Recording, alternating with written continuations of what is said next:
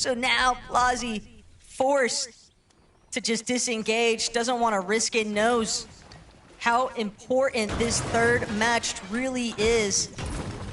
Because you cannot afford another dudded lobby with only 3 left to really play through.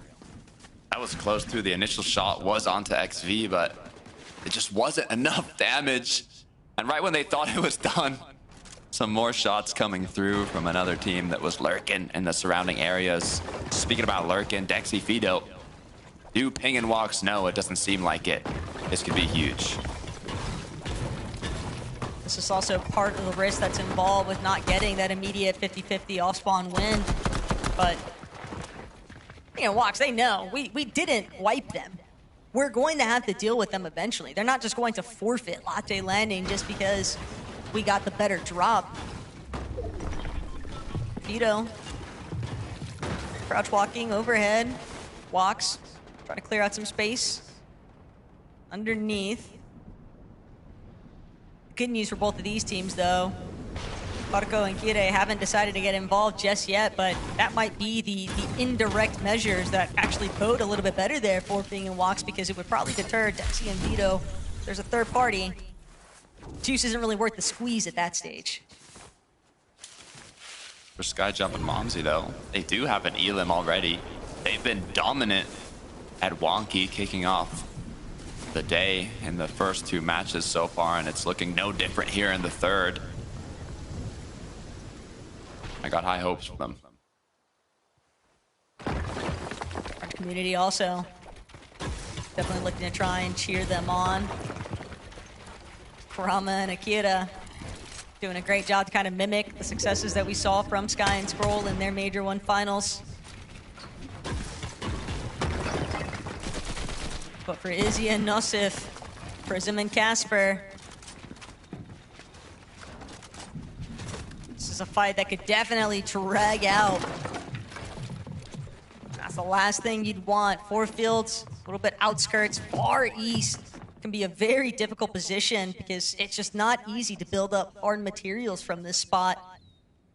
And so whatever mats are burnt out here, they're gonna have to be recovered somewhere eventually, and that somewhere else might be where other teams on the map decide to kind of base up, look for those surprise sneak attacks. So it's just very dangerous to go for these fights. But Beppy's thought he was gonna get alert position. Instead, he just finds himself getting cleared out immediately.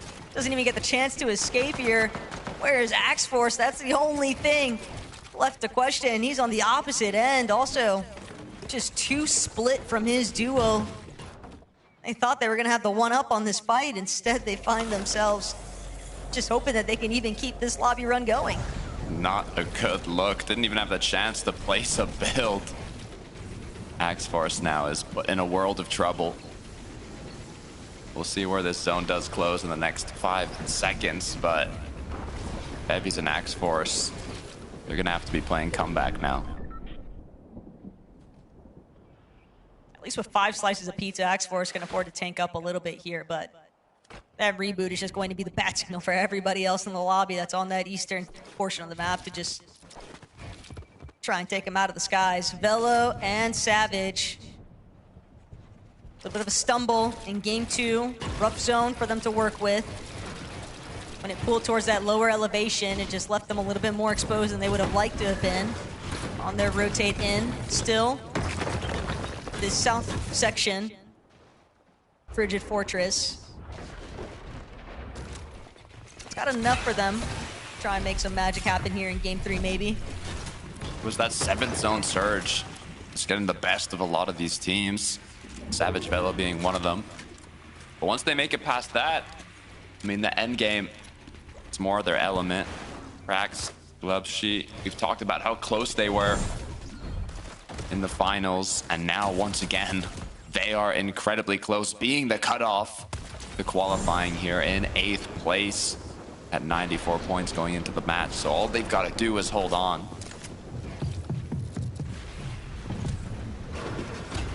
Zarek probably wishing this duo would leave him alone, but when you are a solo with only 6 materials, there's just nothing left.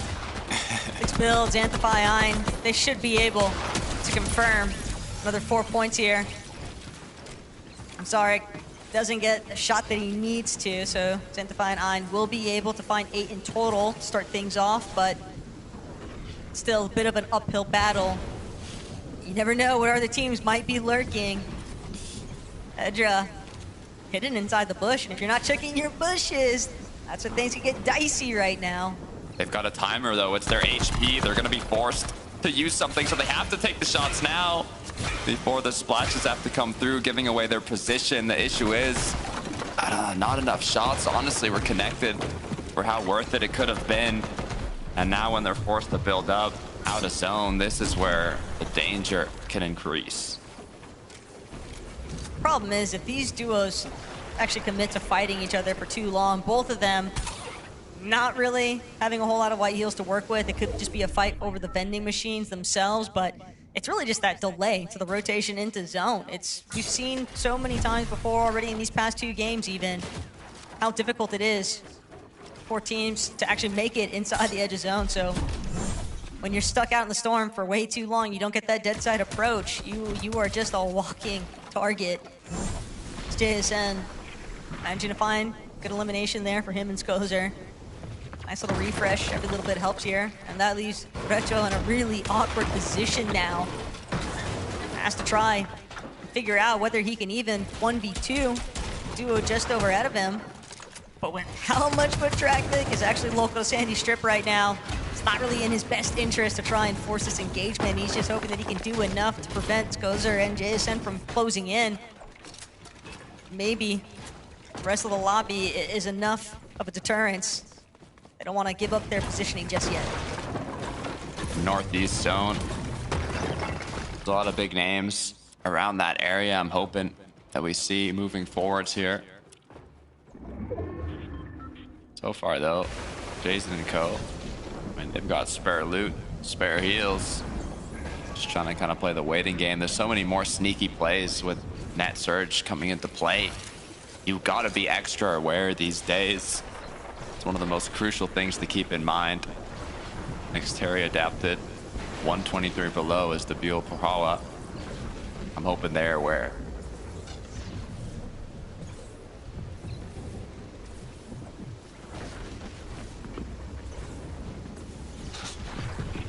It's either going to be them leaving or somebody trying to exit the Surge base here. Might be the Buell, but they won't go for it just yet. Xterri and Adapted, they're going to have to make a decision. They only had that shield fish. That's not going to be the white heal that you need. And for Pohawa and the Mule, finally, scenes are going to reveal themselves. Adapted, going to try and open things up, at least able to take over at the top of the Surge base, which means that they are going to be able to steal away some of those medkits potentially, but it's the damage that they're after. Only 12 above. They know that they need even more. They don't want to find themselves truly threatened here, but that right-side peek from Pohawa, of course, Adapted to back up just for a moment here. The Buell is still relatively low. Xterri trying to see if he can find an angle.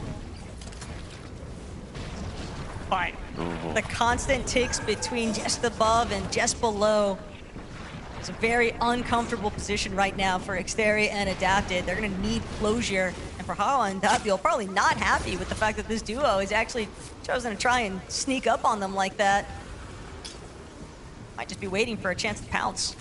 Yeah, still just bouncing above, below. Currently at 34, but if we look at Pohawa and Buell, they are a lot more in the safe range. Xterri though, Adapted, great job connecting some shots. This actually should be enough to give them a bit of time to breathe now. The flow mist is going to come through. They should be able to recuperate their shield. And now just have to find a way to make it back to zone without the Buell Pohawa beaming them. I didn't see any overdrive grenades, Takada, and that might be part of the problem for that duo. Even if you are above on Surge, if you don't have any mobility, it's difficult to really make use of it.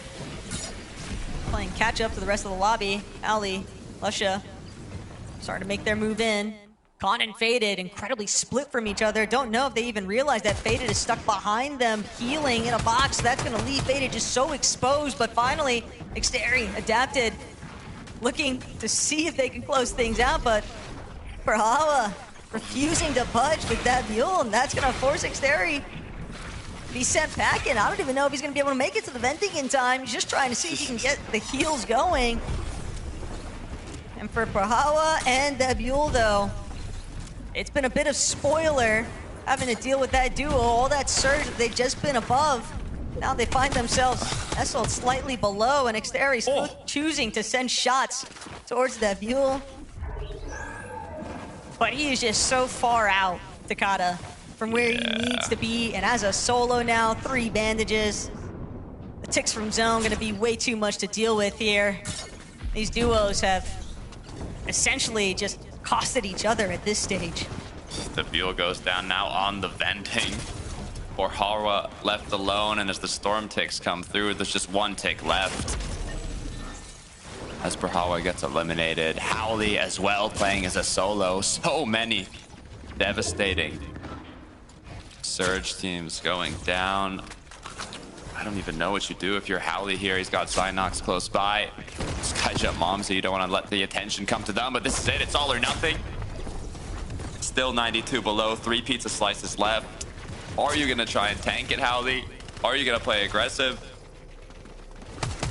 He doesn't have a choice. He has to fight. The lobby is nowhere near thinning itself out enough for the Surge to be alleviated from him anytime soon. He's just trying to find an isolated solo. He doesn't want to actually deal with a healthy duo, because even 1 knock, 1 elimination, a little bit of siphon, that could be the difference maker here.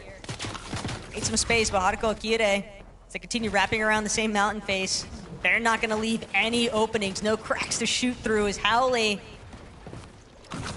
bailed out by the net Surge jumps. But 1 slice of pizza, 10 builds, no mobility, and a zone that is pulling up, drastically shifting elevation. It's not looking good, if I'm being realistic, but you never know. We've seen players come back from worse. Fortunately for Savage and Velo, though, they are in a much better position, trying to set up for a very big comeback on their endgame run. They didn't get a chance to play it out in the secondary lobby, but with the way that this zone is pulled much more heavily in their favor, this would be their best chance to try and net some big points. This is the exact zone that Savage and Velo had difficulties with as well in the prior matches. So seeing them almost 300 above, looks like they're making something work. Ali has gone down. Raju and Vidil now, they're also above, so a lot of changes. I mean, keep in mind, the zone has pulled towards where Savage Velo drop.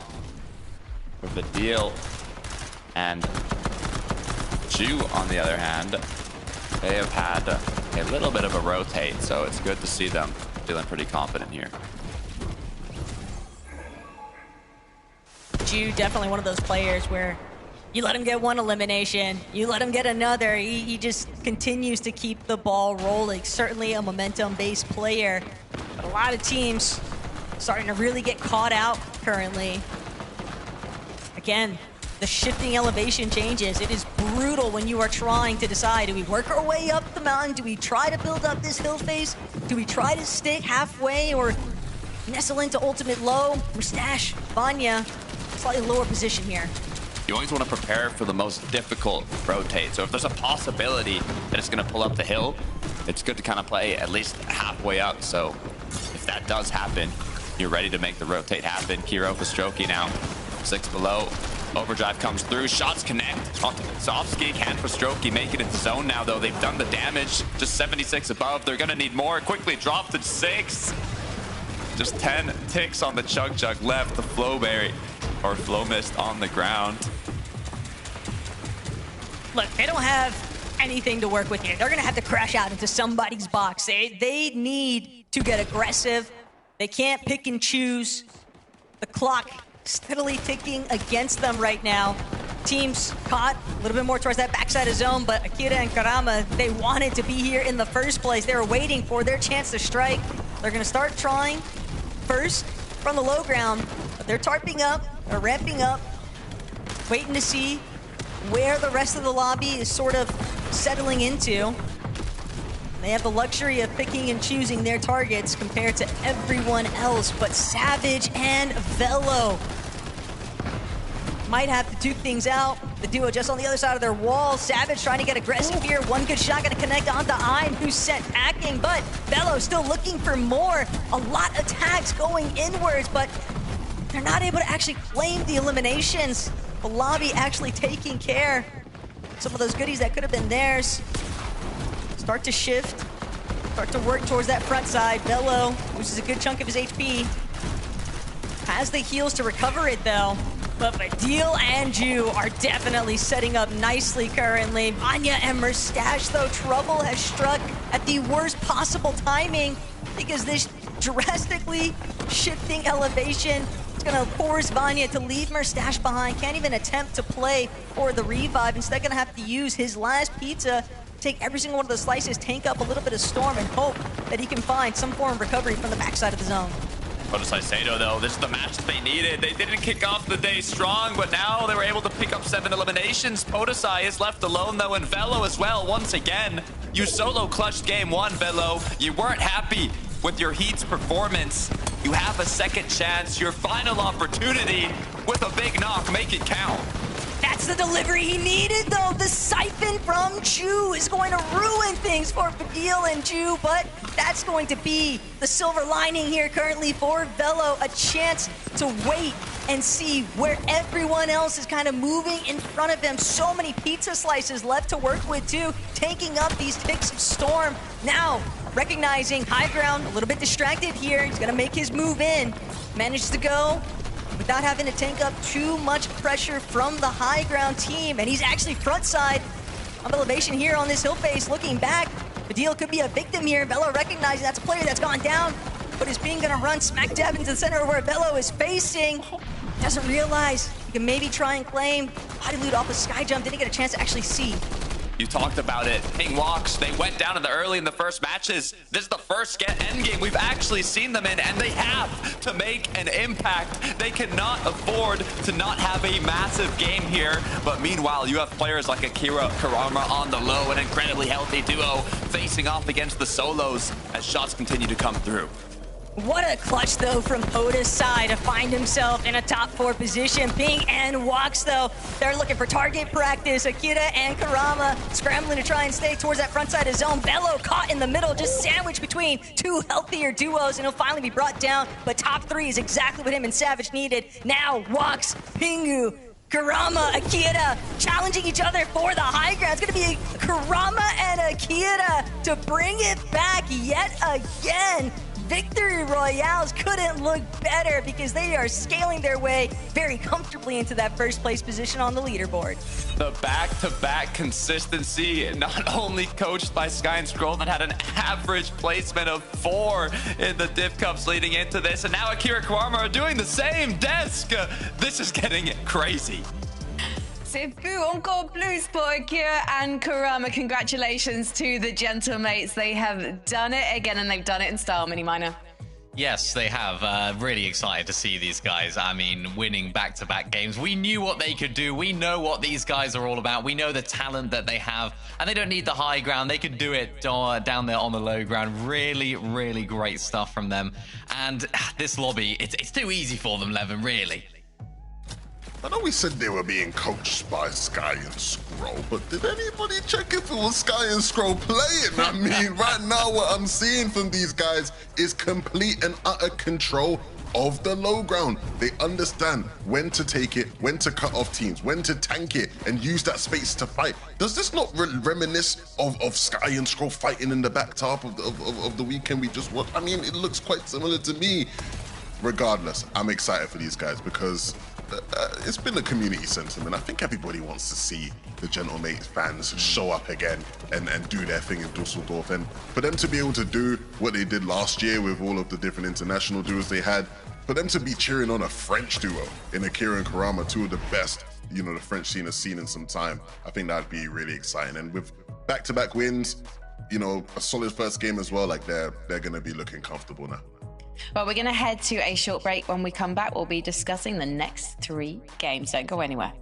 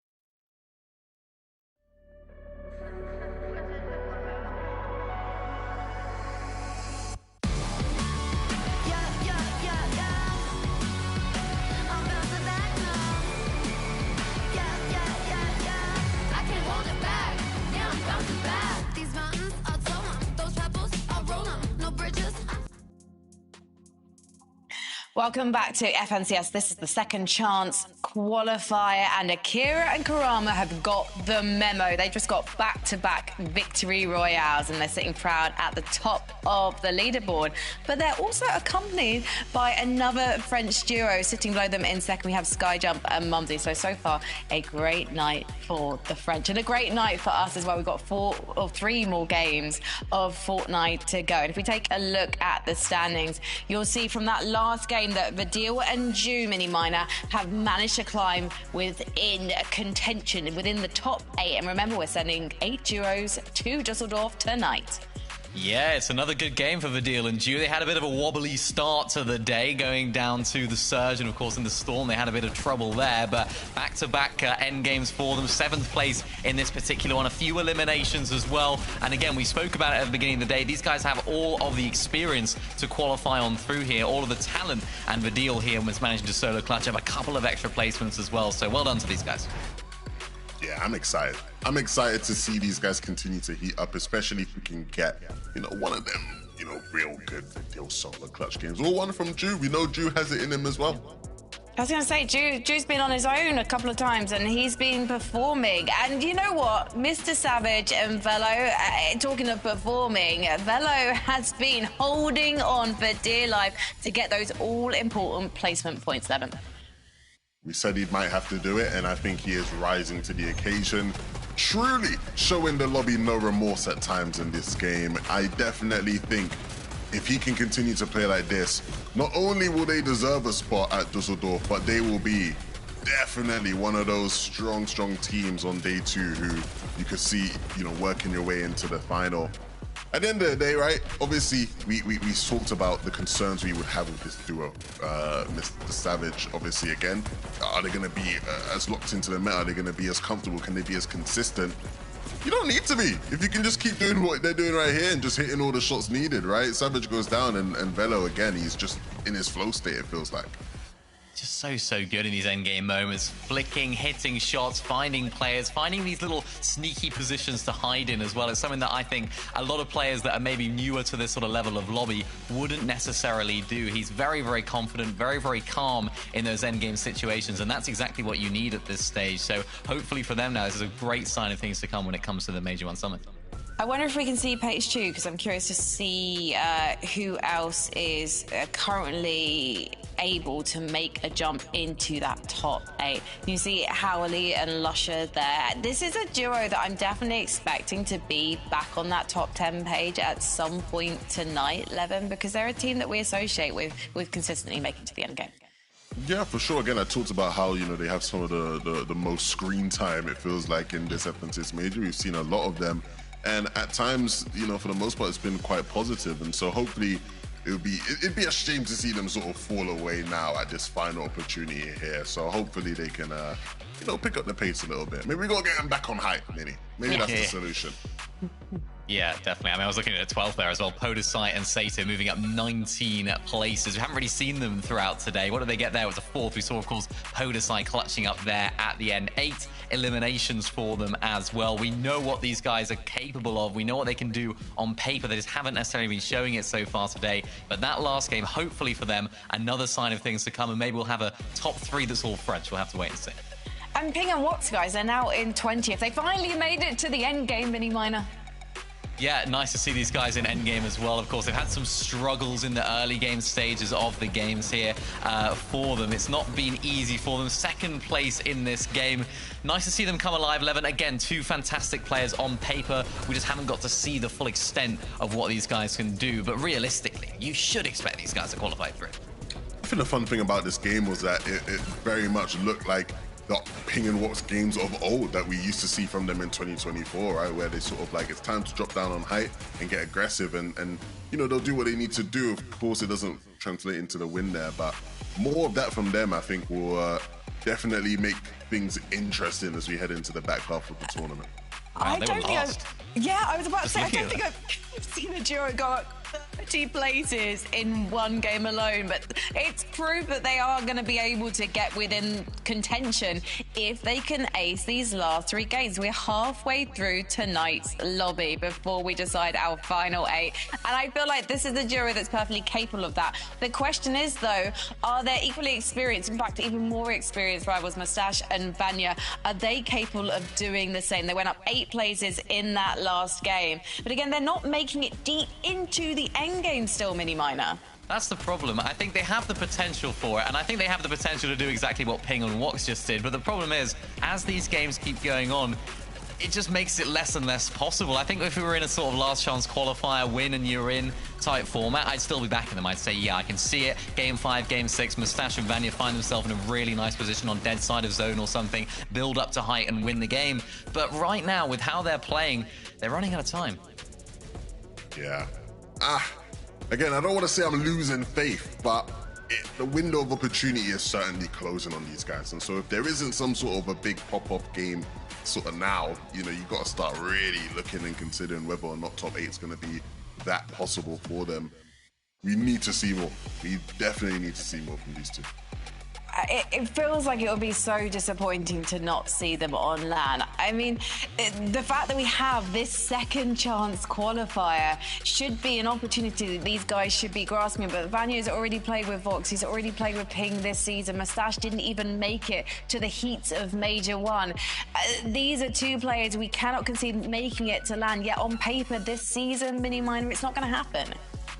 I mean, it's a shame, really, because I suppose when you look at both of their perspectives, they've had a really rough season overall, and I suppose that's really played with them mentally. It's not something that they're necessarily experienced in a very, very long time. So coming into today, maybe they did have those doubts in the back of their mind. Are we actually capable here? Because both of them individually just haven't had that great of a year. Well, they are capable individually. We know that. We know that they put together this duo at the last moment. Will it be enough in these next 3 games? Let's head back to Taco and Takata. Thanks, Frankie. Look, this is a big match. Currently, we have 2 French duos in 1st and 2nd place. If we look outside of the top 8, we just had a very solid performance from Ping and Wox. Now, the issue is they're contested. First 2 games basically got 0 points, I think. Now, they made it happen when they got to the end game. But with these final matches coming through, I don't know if they can afford another 0-point match, Taco. They definitely can't. I think it's one of those situations where when you look at the 6th through 14th teams on the leaderboard, they're all just within that 20-point range of each other. So we've got to wait and see who's actually going to come out on top here in Game 4, because the lobby's ready to roll.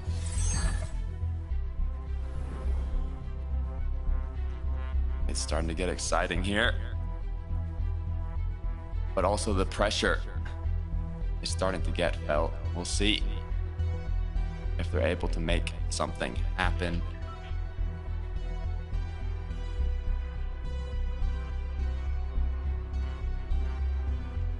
Teams all starting to make their way. Kind of just waiting to see whether or not this aggressive situation that has just been building non-stop over by Riptides continues to take place. Well, Shahali know it's their position on the leaderboard. It's up in the air right now. It's gonna be the catalyst moment for them if they're able to find a concise finish here. Not have any sort of delays in the rest of their game plan. That could be what really helps them push closer and closer for that top 8 position on the leaderboard. You don't get 2 days of competition here in the second chance qualifier. You get 6 matches. It's not a top 20, it's a top 8. You cannot afford to lose these early games. And speaking of it, Vito now has been knocked. Ping and Wox, they're looking to make it a 2-2 in terms of who wins this early game. Both duos at Latte have made it count when they get out of Latte landing as the winners of the early game fight. But this time, Ping and Wox, they once again have the upper hand. Say upper hand, but really what they're trying to make sure of is that Dexy and Fido can't intervene with their later strategies. Wox gonna make sure to finish off with Ping it started. That's gonna send Fido trying to look for a different line of sight. Health advantage, though, very heavily in Wox's favor, and Wox will open up and immediately bring Fido down. That is going to be the biggest opening shots here. First off spawn that they also win here, Takada. Last game, a little bit more of a split. That's going to be big for Ping and Wox, but I mean, we talked about in the finals in 12 days, it was like, how many end games do you have to make? It's hard to come up with the calculations for a 6-game competition like this, but I'd say you have to make at least 3 or 4 end games and perform very well in them to get top 8. So Ping and Wox, now that they've had a second chance at a strong end game, they're gonna need to get another top 5, and if they do, we'll see how it continues forwards. Ideally, they get a top 5, and it might help them a little bit further still, knowing that they're not going to have to split any of their loot with Dexy and Fido along the way. Plus, it allows them better opportunities to try and go for a dead side rotation off of the pad there, since it won't be contested. Kurama, Kira, they've been putting up a Major 1 Champions performance in today's lobby. They are, I want to say, pretty much given for that top 8 in consistency because of the lead that they have established here. 232 points. 95% odds right now that we're going to see these two on Dusseldorf, but that doesn't mean that they can afford to take it easy. You still want to play your games through as consistently as possible. Don't leave it up to chance. Right now, their fate is fully in control of their own hands. Switching back over to Riptides. Ald's Lyric up against Synox and Co. Good news for them is there's no kind of deals in the surrounding area, so should be no uninvited guests to this early fight, but you really don't want it to stagger for too long.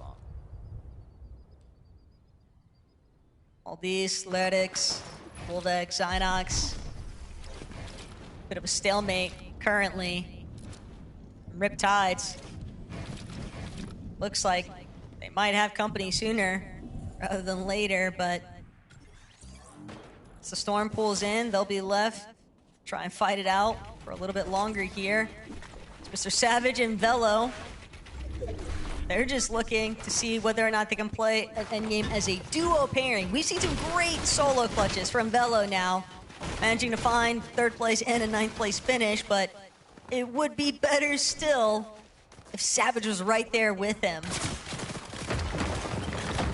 My only concern is that they did very good last game in terms of Surge, especially on that 7th zone where they had difficulties originally, but the zone also pulled very heavily in their favor.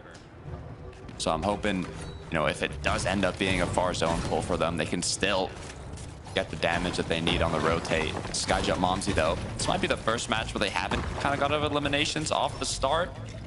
They've been a little contested, a little not, but they've been dominant in terms of always coming out of their drop with elims, with loot. And it looks like it's going to be no different here, seeing that they're on con. The damage has been done. Skyjump and Momsy have won the off spawns that they've had to deal with. They've gotten aggressive also. The team's kind of hanging out towards the outskirts of Wonky Lane. No one should be going wonky from this point forward, okay? Skyjump and Momsy have proven that they are strong enough fighters that they can force anyone out of this lobby. Not even just the POI, but the lobby itself. And that's just not worth risking when you are one of those teams that needs a solid endgame conversion, because the leaderboard just continues to pull further and further away for all of those teams that are not even within the top 20. Yeah, I mean, Levin was mentioning it. With the cutoff already being 113 points, if you're at that lower end, this is literally the match where you have to make it count if you want to have a good chance at getting top 8. Now's the time to lock in. But if you're Belusi Zangi, pretty comfortably sitting in top 3, playing it how you have been in the previous matches, they haven't really had difficulties in the early game. They've went down 10th, 17th, 3rd. They're making it to these end games. It's just trying to consistently place in them.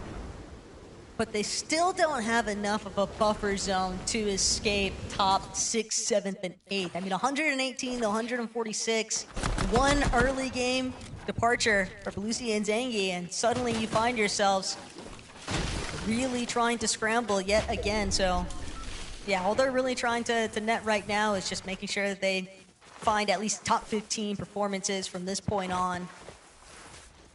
It's never easy, though. You never know just how many duos are going to start drastically shifting their strategies. And Pix, Ghost, Pix especially, I think, his former trio mates, Armin Demish, they've already confirmed their position for the Major One Summit LAN. Pix hoping to do the same. Harkokire, Spanish representation. They started off in second place, but then quickly dropped down after getting a 31st with 4 eliminations. But the good news is, in the last match, they got top 8 and 3. So that puts them in top 5 currently. But like you said, it's not enough of a buffer zone for these teams. Now, I didn't quite see what went wrong for that 31st place, but if they were able to get a top 10 in both of the other matches, pretty confident that we can see them in the end game once again.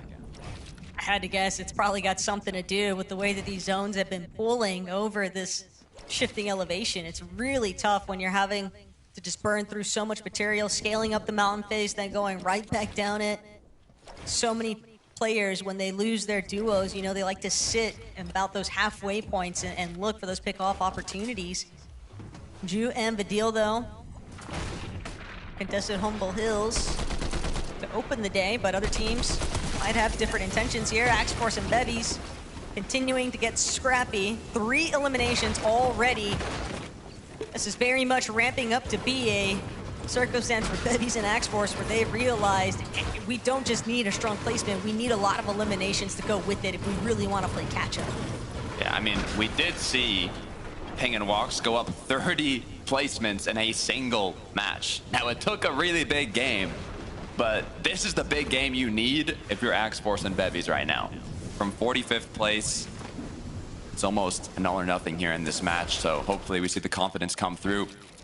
Looking at Ping Walks, though, they've rotated west from Latte to Wonky. Great zone for them. We'll see where this next one does close the 4th, but Maku and Co, they don't want to get into too much trouble. They've already got Elam on the board. Ping and Walks are really also just trying to make sure that they avoid the likes of Momsy and Skyjump. With the way that this zone has pooled, it might just be looking to kind of tuck themselves away in a spot where they can utilize that Wonky Land wheel for a solid rotation after the fact, but you never want to overstep your welcome. You never want to encroach on somebody else's territory because, like we've already pointed out, Skyjump and Momsy, they have been the absolute leaders of Wonky Land today. Yeah, they don't like letting people in their drop. We'll hope that, you know, we're far enough into the match that they don't start going super aggressive, but great, you know, spot they've got on the Wonky wheel. No reason really to give it up. Now, the only issue without having those eliminations off the rip that they've had previously is, you know, they're gonna have to get a bit more tags, but good news, all the teams rotating in, they're primed up in position, they're elevated. They even have the rotation with the Wonky wheel when needed, so I don't think we'll see too many issues for them. Senet and Giras dropped very close as well to where we are right now, so I expect these teams that are on this side of the map to have a big game here. You know, we start to see the zone pull a little bit closer towards that old Stumpy landmark. Takata holding height can get very shaky with the way that teams are able to kind of build off of those huge trees and whatnot. Gabal, though, Glove Sheet, both left as solos. They've got quite a ways to go before they even make it into the edge of zone, and if either of them wants to try and make that reboot play happen, they've still got to make up so much ground. It's just going to cause such a massive delay on their overall game plans. Otisai and Sato, this is another duo that got a lot of points in the last match, from a 22nd to a 34th, and now in the recent match they got 4th place, 8 eliminations, all the way up to 100 points. They're feeling a lot more comfortable now, but they still need another good game to solidify themselves in qualifying range. Not as much pressure on their shoulders, but the way it's looking right now, you know, I think they can make something happen. I don't know about no pressure. I'd say it's a lot of pressure, especially for Bodisai. I mean, I know that he's got the Heart of Gentlemage cheering him on, regardless of the outcome here, but such an established veteran in the EU scene, you don't want to see him miss out. He doesn't want to miss out. There's so much riding on this LAN qualification right now. And despite them being a newly formed duo, maybe that French camaraderie might just be what it takes to help kind of push Bodisai and Sato just in to that top 8 metric for the leaderboard. Yeah, they got 20th, 19th in the heats. And honestly, the first matches, I thought we'd see more of them having Oncon, Frozen Shard. But at least, you know, they had their opportunity in the last match to bump themselves up. Let's hope no more mistakes are made. This is the lowest surge I've ever seen for Akira and Kurarama. I was gonna say, kind of shifting back to the real Gentlemates representatives. It's so odd just thinking about Bodisai no longer on that org, but still definitely has the heart of France with him. Kira and Kurama, though, definitely looking excellent heading into this next zone. Prism, Casper, they're gonna need a little bit more hustle into this. 50 below, not too far enough away that they can't convert it into just above on that surge metrics, but I'd rather find that damage sooner versus later as they start to move in. Great awareness right now from Savage and Velo, trying to keep Casper and Prism at bay. They also were successful in getting at least one of those tags, dropping them to 124 below now, but never know. Desperate times call for desperate measures here. For Casper and Prism, they don't have much more than the Chug Jugs, some shields to try and recuperate, so they're gonna look to force this fight now. Yeah, getting up close and personal. Savage and Velo. I'm not sure how desperate Savage Velo are for Surge. It looks like they got a bit of tag, so they should be pretty comfortable here. One of the big things is just not letting shots get connected onto you, but just 75 above isn't exactly the position you want to be in here. One shot is all it would take to put them down below. You don't want to take those risks when you know your opponent's already getting ticked. They're about to get cracked. It's better to play the waiting game. They might also get the audio cue with how close Casper and Prism are of those shields being cracked. They can't know that Casper and Prism are under surge, but they can maybe anticipate it. How desperately Casper's trying to get this angle off onto Savage. Prism gonna look to provide a little bit of backup here now, but Casper lost his shield entirely. He's gonna have to resort to using up some of that Chug Jug now. Savage still waiting so patiently. 104 above. It's enough. They're gonna open up the edits now, take some shots as Casper and Prism realizing the lobby kind of closing in on them now. Aku gonna be one of the first to run their direction, but Fadil can't escape Surge and just deep inside of that storm, not gonna be able to make it in. From top 6 to going down before the end game has even begun. That's not gonna be fun for Fadil and Ju continuing on the later section of this day. Casper now is above. Issue is, lost his teammate, lost all his heals basically, not in the zone. A world of panic now as he rotates back in. Penguin walks. You can't afford to go down early here. There's 2 games. You basically got no points. Now that you're closer to the end game once again, you need to have a big match. Walks is looking for the shot, but he just can't make it work. At least not right then and there. Kira and Kurama still doing a decent job. Just continuing to extend their lead right now. Binghamton Walks, though, under so much pressure right now. It feels like teams are looking at them from every which way. Teams on height, teams underneath. They might just have to force an engagement if they really want to keep scaling up this hill face. They realize that Casper's a solo. That might be one of their better opportunities here, as now Sinet and Giddes just 6 below. And it just keeps toggling back and forth, but now with Giddes having been claimed by the lobby, it's gonna be Casper who was trying to make a desperate play for placement, but Sinet gonna be the one to come out on top here. Still 202 below though on the surge, and as a solo, even with a pizza slice, even with the Chug Jug, he's gonna have to hope that 9 other players go down before him. Yeah, full opposite side zone rotate, not gonna be easy, but ping has gone down. Walks is left alone, 260 below. This is not what we wanted to see coming from the success they just had in the most recent match. Walks is gonna have to make a play of a lifetime here, and it's already starting off with an elimination, but the journey for Walks has just begun as he goes down.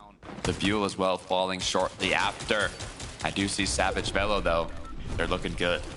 Walks might have just made it in to placement, didn't get a chance to see, but those 4 elimination points, at least he netted something in that position. Savage and Velo though, they definitely want to try and convert this into another top 5 performance, if possible. Akira, Karama.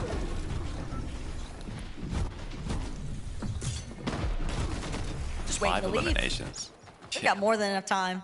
The luxury of choosing, and just doesn't seem like anybody's going to be able to intervene. They will manage to take a frontside position now. Start working their way up the hill. Solo overhead. Not going to be scouted out just yet, though. Lucy and Zangi, the duo, looking to try and make it towards that front side. They can see some of the solos trickling in. But for Savage and Velo, all they want to do is maintain a position towards that front side of zone. Slightly elevated from the rest of the congestion of the lobby. Momsy and Skyjump, on the other hand, they're looking back, waiting to collapse. Ooh, just 11 builds on Momsy though. Gonna have to find a refresh soon. Issue is shots being connected, 42 shield, 42 HP. The big pot is gonna get used as neither player now has any heals left. Skyjump with 0 builds. They are going to have to make their way into a box, do anything they can to find a refresh. Savage and Velo though, the big matches they had have been solo clutches from Velo. This could be the chance for them to play together.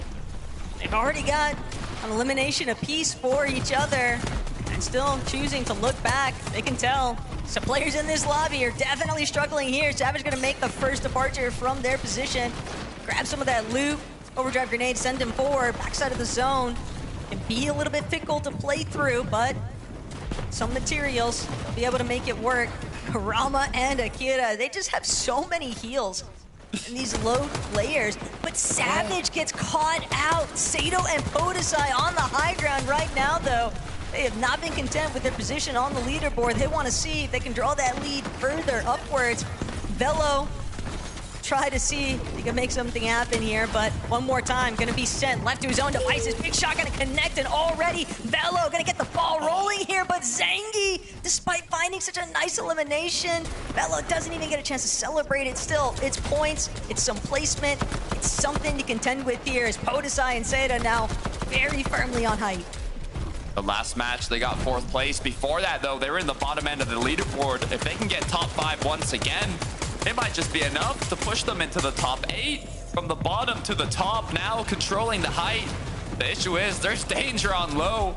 They want to get a hat trick, but back to back to back. Akira Karama looking incredibly healthy, dominating the low ground as Sato now is put into a bit of pressure up above. Shots getting connected, but still holding on to height. This is just so reminiscent, though, of Sky and Scroll's performance, playing through those low ground layers, taking advantage of the duos that get a little bit too separated, solos that don't have anything to work with and are forced to just play in those lower tiers. Sato doesn't have the HP, though. The challenge for height is good to go. Seren and Pixovsky, now is your time to strike. Seren still gonna opt to fall just a little bit closer to see where the rest of the lobby is sort of funneling into, but the damage has been done. Podesai is going to be eliminated. Pix now trying to see if he can find any form of an elimination, but with Pixovsky from overhead choosing to just apply so much pressure, it is so problematic. Karama might not have a whole lot of builds to work with, but he does have some Siphon materials that he could potentially pick up from all of those players stuck inside of the low ground layers. It looks like it might just end in a 2v2. Sarah and Pixovsky, though, they've got the upper hand in terms of positioning. Actually, Karama now is left alone. 2 solos down below, a duo up above. This is the first match Pixovsky and Seren have been in the top 10. Look, either these solos are going to clash head-to-head, or Pixosky and Seren are just going to look to swoop in for the finishing blows. It's all about Kurama right now, though. 8 eliminations already. Can he make it 9? He's just looking to try and capitalize on this other solo that's running around the low ground with him. But it's going to be Pixosky who finds Pix first. Still a great top 3 finish there for Pix and Ghost. Doesn't matter if it happened as a solo, the points come in all the same here. And with the high ground pulling over this hill face, Takada, it's looking like Pixosky and Seren are going to close this one up. Akira Kurama had the chemistry just as Sky and Scroll did. The only thing they're missing now is the solo clutch potential. Both Sky, both Scroll, they did it in the finals. They did it all throughout the year. Let's see if Kurama has that as well.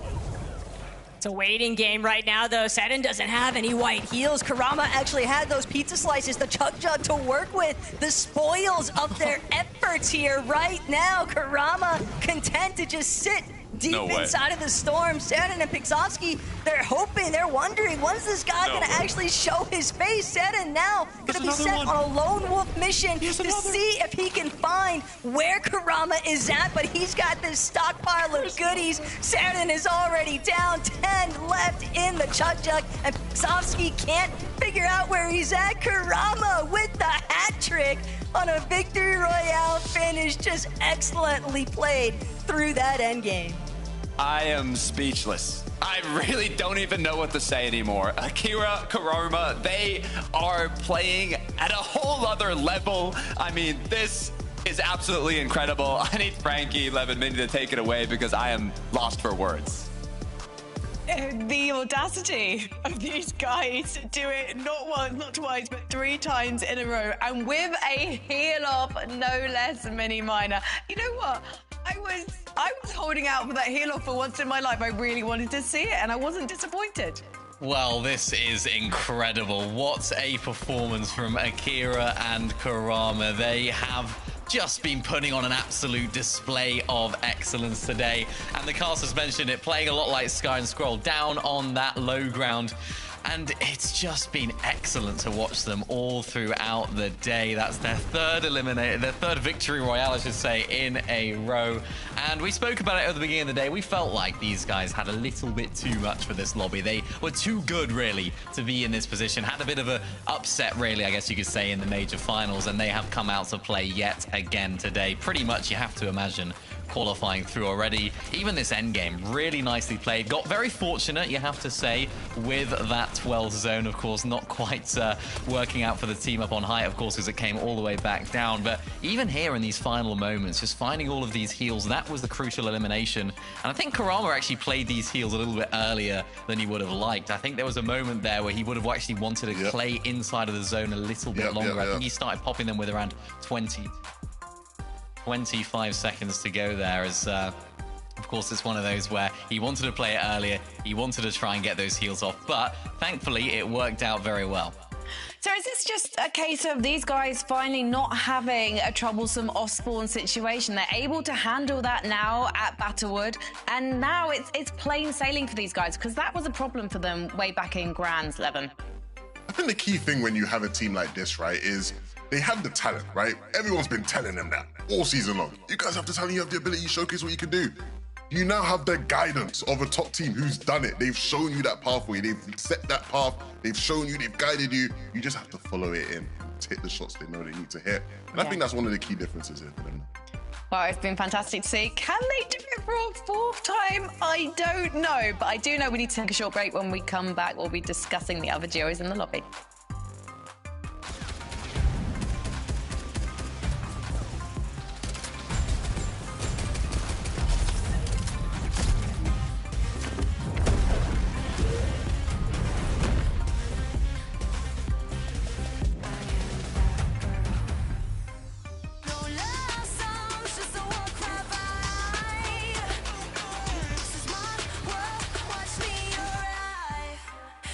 Me right.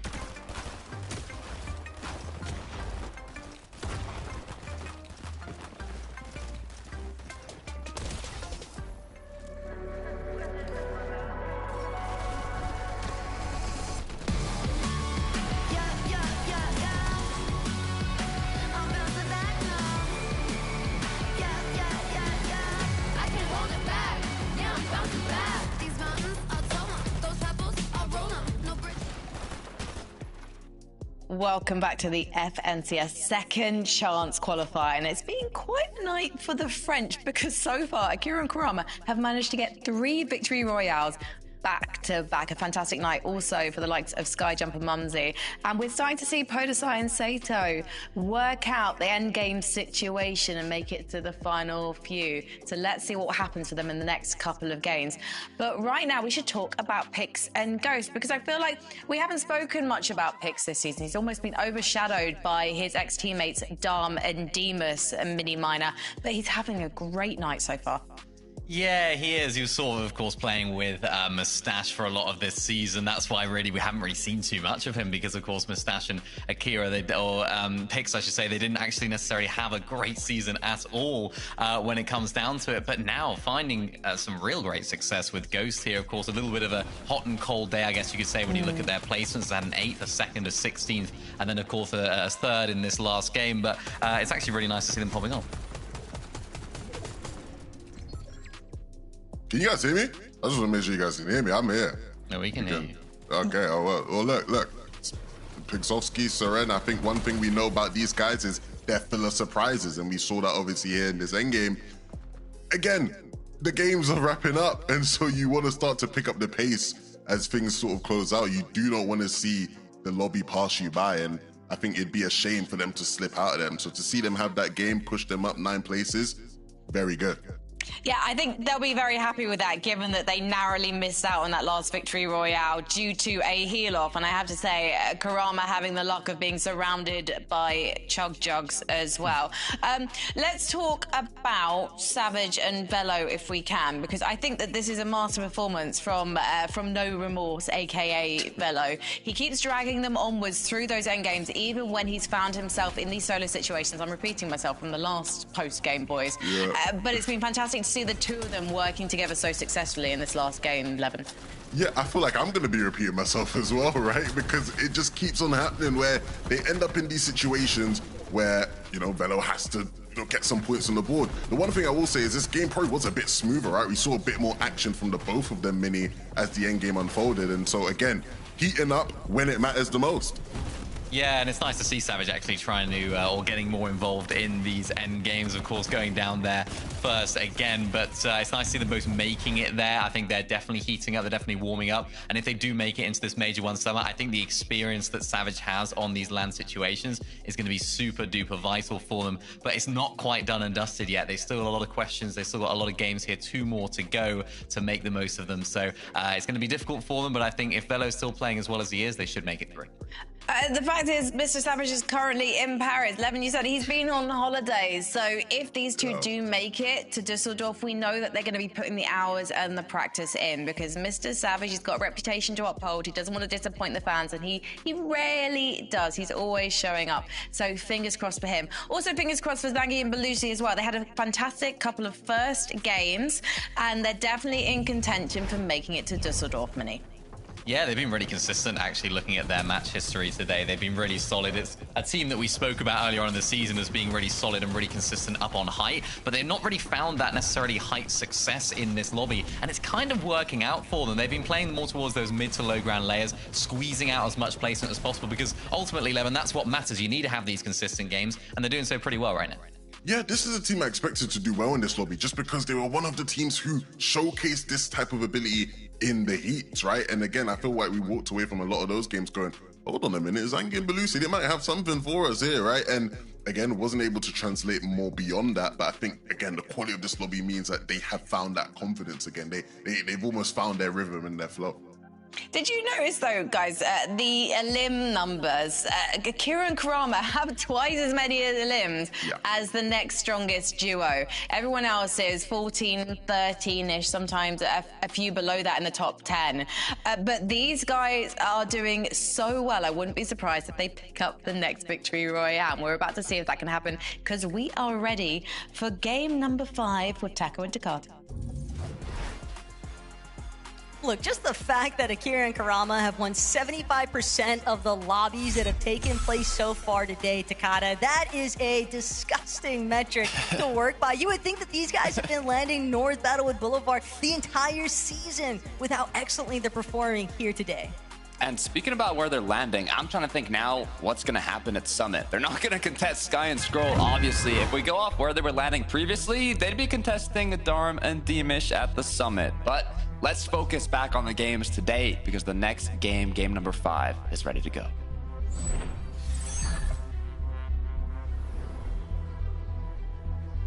Certainly leaves the mind to wonder whether or not they even want to revert back to that original position. Not to say, though, that you're going to contest the duo that is helping you out. I don't expect that to be an outcome. So funny. After today's performance. It would just be, it'd be a little bit too evil of Fortnite. I don't really think Akira and Karama are looking to get wicked in that sort of narrative. But for right now, honing in onto this engagement over by Riptides, Lusha, Howley, they're in position, striking range right now for top 8. They cannot afford to go down off spawn, though, if they want to keep the dream alive. And at the same time, Takata, there's really not a lot that you want to be splitting here at Riptides. They're going to have to find closure. They're going to have to find eliminations. Need to get their protein, eat their steaks. This is an important match for Howley Lusha. They got 4th game 1, 18th game 2, but since then, 32nd, 44th. They cannot afford another low point match. They need to make something happen here. So they set themselves up for the last match, put themselves in qualifying range. It literally all comes down to this early game. The problem, too, for this duo is that everybody else that's towards this west side of the map, they're fully aware of the fact that these two teams have just been clashing non-stop. Since lobby number 1, Howley and Lusha have been trying to claim their stakes towards Riptides, but Zynox, Wolvax refuse to budge. They're not just gonna let this go for free. They know exactly what kind of goodies being able to sit on the vending machines, just too many advantages that both of these teams want to be able to utilize. Granted, it's obviously gone better for Howley and Lusha, but for Hydro and Keto, hey, we thought Wonky Land was already done and settled. Turns out, there's still teams that would like to try and claim it. Skyjump, though, looking to push back. Keto, Hydro, only one more shot, and they're going to be able to find it. What really matters here, Takata, as exciting as it is to see a surprise contest, Skyjump and Momsy should be fine. Realistically, the math works out in their favor because they have consistently been making the end games. I don't expect them to get pushed outside of the top 8 from this one early departure from the lobby. But for Hydro and Keto, now they've got to convert. You found those 8 points off the eliminations, but can you make it towards a strong top 5 finish to put yourself into contention for consistency? Is it fine, though? I mean, Skyjump Momsy, 180 points. The cutoff is 148. I wouldn't be surprised if they become the cutoff now going into the last match. And if the early game goes like it did here, this could be devastating for Skyjump and Momsy. Like you said, on the other hand, Hydro Kaido, though, they're feeling a little happy now, smiles on their face. No, they're not, brother. They have 44 points. What do you mean they're happy? Well, I mean, they just got 2 elims off the bat. They have one of the best POIs now. They're going to have loot. They're going to have mats now, obviously. The hard part is still not done. So we'll see if they can close it out in the late game. But Howley Lusha, we talked about it, Taco. They need to come out on top here. They've got to try and turn this around because the longer this fight goes, the less that either of these duos will have to work with. And the way that this fight also just keeps shifting further and further south. Howley, Lusha, finally going to be able to get the opening strike here, but it's onto a separate duo entirely. They opted to rotate and aggress Maldives and Likrex, but again, Howley and Lusha, they don't really have much that they can afford to lose. They have to make sure that they are finding consistent eliminations. 8 points, definitely going to help them out. No, this is a big start. This is a big start for them. They just have to focus more on kind of their standard game plan. They need to get mats. They need to get kitted up for the late game. They have the eliminations. Back over Savage Velo. The issue is they've always been kind of in that top 8, in that qualifying range, but it's been on the cusp of it. One bad game is enough to put them out. So if they're able to get a big one here in the second to last match, it could solidify a spot higher up, but if not, pressure's gonna stay. They've only had one lobby, though, outside of the top 10, but this is where disaster strikes. Savage caught off guard. They pushed over towards that north side of Dark Dominion really early on. They wanted to try and build up their metal, but Ziffy injured. He just had other intentions. Now Velo left as a solo. Fortunately, it is so early into the game that they should be able to try and make a play for a reboot. It's just the repercussions of that kind of game plan delay, recovering all of that lost surge. It's going to be a bit of a feat to overcome, but Savage and Velo can get it done. Making me a little stressed now, though. Howley Lusha back again in another fight. Looking like they don't want to slow down.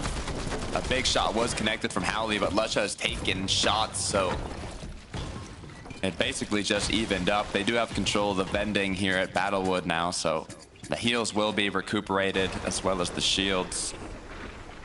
But there's still so many teams in the surrounding area. Good amount of gold, but there's also teams there at that South Battlewood position that haven't been there from the start of the day. Everybody just doing everything in their power, pulling out all the stops to see whether or not that's going to be the difference maker in the leaderboard outcome. Sinet and Giddus, they're going to take a little bit more of a scenic route, completely away from everybody else in the lobby. They'll be opting for that dead side approach. Question is, did they manage to establish enough surge in advance to where that won't be kind of warping away at them? They make their entry into zone. Synox and Cone out. They picked up an Elim, but in the middle of the ocean, they'll find another one. West of Rip Tides. This is the team that was kind of... Yeah, they chased this like good amount. Professional swimmers, it seems. But Deal and Ju, last game did not go their way. 34th place, 0 eliminations. They were doing so well with a 7th and a 5th, but once again fell down early.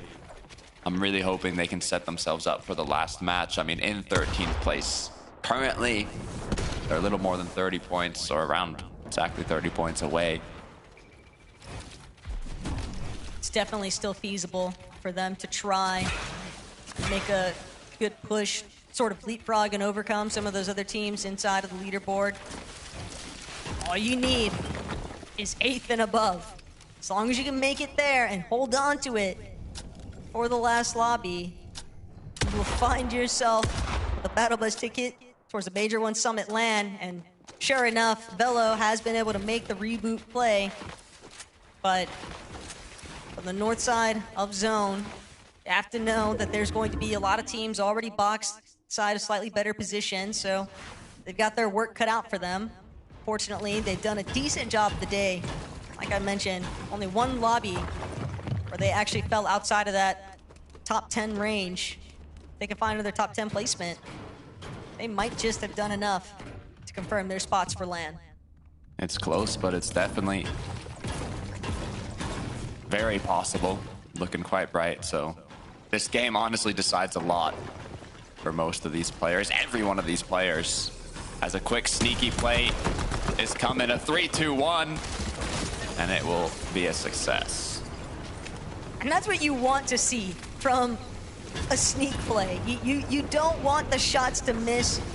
You want them to confirm. Nice elimination. But for Usku and Mags, chilling still inside of the storm. Still need a little bit more metal too. Lusha and Howley on the other end of things, they might just be the cutoff point. Even if you find those eliminations in Storm, it's another thing entirely to make sure that you can actually utilize it when you actually get into zone. Hang and walks. Didn't quite see exactly how the start kind of played out here, but seeing that they have one elimination on the board, I can assume it went quite in their favor. The issue I have is after that second place, they did jump up 30 places on the leaderboard, but then they only got 24th with 3 eliminations. I mean, it's not terrible, but this is a duo that needed some massive matches. It's so scary too, because with the consistent off-spawn fighting that's taking place between Dixie and Ping's duos. Now both of those teams sit outside of the top 8. You can see our leaderboard, our leaderboard leaders, Akira and Karama, they have been eliminated, but they have such a huge lead over the rest of the lobby. There's no real reason for concern. They have definitely confirmed their tickets to the Major One Summit Land. We will be seeing them play against some of those other teams. Leave on that Saturday performance, but locking back in Game 5. See what happens next. As a reminder, all the top 8 teams that do qualify today will go directly to day 2 at the Dusseldorf Summit Land. So they only get one chance to make the Sunday finals versus the teams who have already qualified, not through this second chance. Will get 2 opportunities if they don't make it after day 1. So I'm curious to kind of how the drop spots change up as that goes on. But for Zynox and Co, 4 elims to kick this off. They're in 30th, 56 points going into this game. Now just from the elims already bumped themselves to 72. One big end game could be enough. But it's going to need to be a top 5, top 3 performance, ideally. A lot of eliminations behind it. Merstash and Vanya sitting at just 44 points headed into this 5th lobby. Even though this isn't the last lobby of the day, Takada, this is likely their last opportunity to stay within contingency of being able to make it into that top 8 off consistency. They have to close out here with a top 3 performance. They need to find eliminations if possible too. It might be in the final hour, but both of those players, it would just be obscene to see them miss out. Still, it is a rather likely outcome based off of what's taking place here today. You know both of them don't want to miss it, though. You never know what Merstash has got cooking, okay? We might be able to see a Fragger performance of a lifetime here, and with Vanya to IGL, hope is still there. Not going to give up on it just yet. I hope so, Taco. I hope so. Lepshi Prax, second closest to make finals and not qualify, and now they're also in 12th. So we move on over. Maku, Casper, Axforce, Sangi, Valusi. So many big duos here, and even more rotating in. This is not the place you want to take a fight. There's just too much danger from the surrounding areas. These teams that are fighting inside of the 2-tick going to be much more susceptible to storm sickness later on. It's evident that the intention is to rotate the Sandy Strip Cube, a little bit of healing involved too off of those pizza slices, so they can tank up some, but they don't want to lose all of their heals towards the storm. Picks and goes, 212 points. Currently in that second place position on the leaderboard. Another duo that's looking very likely to confirm their spot for Dusseldorf, but right now, gotta lock in here. Hardcore Kire got Haijo and Keto on the ropes here. Haijo and Keto got off to a bit of an explosive start against Skyjump and Mumsy, but that was just the beginning half of the battle. 1-for-1 exchange. Hardcore now trying to see if he can bring down Haijo with it, and sure enough, cuts things short for Haijo and Keto. As Hardcore and Kire managed to hold strong. The revive, no problem. But Haijo and Keto, that is a huge issue. They've got so many points to try and overcome in that last lobby. But for Haruko and Kire, that might have been the best eliminations for them of the whole day. If they can make it back into zone. Sangi Balusi, 3rd place right now, one of the most comfortable teams, but they could honestly close out the qualification in this match if they do well enough. But with Sangi not being able to use the Chug Jug in time, Balusi being left alone, it's not what you'd like to see. It's tough, but they were still sitting in 3rd. We are seeing a couple of hiccups, though. 2 teams inside of the top 3. Haruko, Kire. They've got their work cut out for them still, 185 below. Gonna start looking at some of those teams across the way. Maybe get a little bit more aggressive even. Flowberry missed grenade, so this trails off for them. They'll likely have to follow the rotates here. Still trying to see what shots they can net for themselves. 54 above now, net search jumping in their favor for Maku. They're just gonna have to get scrappy. They've got to get active. 39 below. Casper, Prism, unfortunately on the receiving ends of things. That's gonna be the first elimination found on the Casper. 3 in total now for Maku. Looking to see if he can make it a 4th with Prism, but Prism will manage to wiggle away. 158 above. Not really a fight that Maku has to force any further. Yeah, this 6th, 7th zone is where a lot of teams get kind of put into desperation for Storm Surge and Kharko. Despite those 2 quick eliminations, they damaged the receiving, or the damage they received was just too much. After losing Kide, going down even further, 378 below. They're gonna be in for a high pressure last match if we don't see a big solo clutch come through, but Hadko has gone down. Giraz Sinet, on the other hand, almost 800 above. We've only got 2 teams in the top 5 that are still standing at this point in time. Mr. Savage Velo, though, from Savage having gone down in the early game to now both players up in the late with almost 900 above. Surge, what a comeback in this match. Same case scenario though for Merstash and Vanya. They've got more than enough Surge to work with, but can they manage to turn this into a victory royale? That's really what they're hunting for in this 5th lobby. Eliminations are always nice, but keeping tabs of your Surge so you can put yourself into the best position, that is the intention right now for Vidil and Ju. Surge chopped in half, by the way. That's just the best indication of how volatile the net Surge metrics actually can be to sort of look to control. Ghost picks, though, the only team left standing in the top 5. We are likely going to see a little bit of a shuffling between those duos that are in that 4th and 5th place position and some other teams that are just outside of it. Thinking back, Savage, Velo, 168 points. They're not that far away. They would love to be in top 5 instead as picks cut off. Completely separating a duo. Benfica, though, doesn't have a chance to think. He's just got to keep it moving forward, keep it pushing. Reunite with his duo later on. Because if you get caught in this congestion right now, strong duos like Vidil and Ju likely looking to take advantage of it. It's not worth to take those big shots when you're just on the cusp of being below Surge.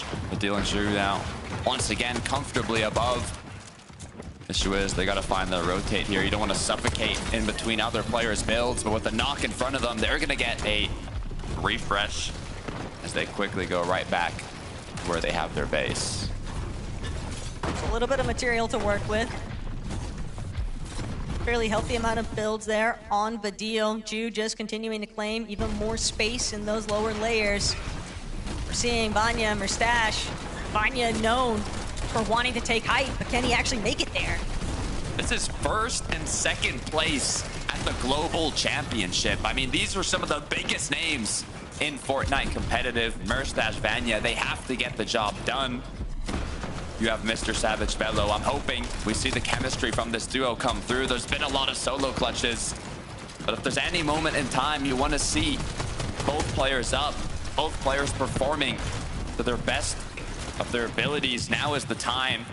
Vidil and Ju as well, looking good. With an item moneymaker, they need this. They can't afford to let panic take over. You have to settle your nerves. Ju and Vidil, though, the placement points helping them mount dividends. 132 now, just continuing to try and scrap their way into that top 8 position of the leaderboard. Podesai, Sato from overhead. They've currently got full control of the high ground, but they're going to need a refresh. They're going to need more material. Duo like Savage, tarping directly underneath them from secondary height. They might be looking for an attempt, but first they're going to get focused by the rest of the lobby that's left scattering underneath them. The lower layers, though, just getting absolutely walked on right now by Savage and Velo, wasting no time. See if they can secure even more eliminations here. They know that those teams are clashing head on, and Savage, he's going to continue tarping forward. Velo probably moments away from dropping to look for some body loot here, but it's Merstash and Vanya. They've got 3 eliminations here, but Merstash, he's got nothing left to work with. They've been cleaned out of the lobby. A little bit of placement built up, sure, but they have so much to overcome in this 6th game of the day. Right now, though, Velo, elimination onto Lusha. That's exactly what they needed. More materials to work with, more of a buffer zone inside of the top 5 now. But Velo, he's not done just yet. It's gonna help Savage start to lead the charge here. But Deal, Ju, also hoping that they can finish strong. Low mats, though, only 5 builds to work with for 9 as well, left as a solo. Good news is he has more than enough materials. Savage has gone down, though. Velo, once again, left in another solo clutch, but he knows how to handle the pressure today. Velo has not been disappointing. They've been making top 10 after top 10, solo clutch after solo clutch. Velo, once again, finish it off strong, 214 points. This could be enough to put you in qualifying range. As Podosai Sado, they lost height in the last game. They've got a second chance at it, and now they're looking to close it out.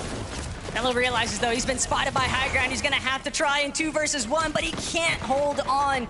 Separate angles.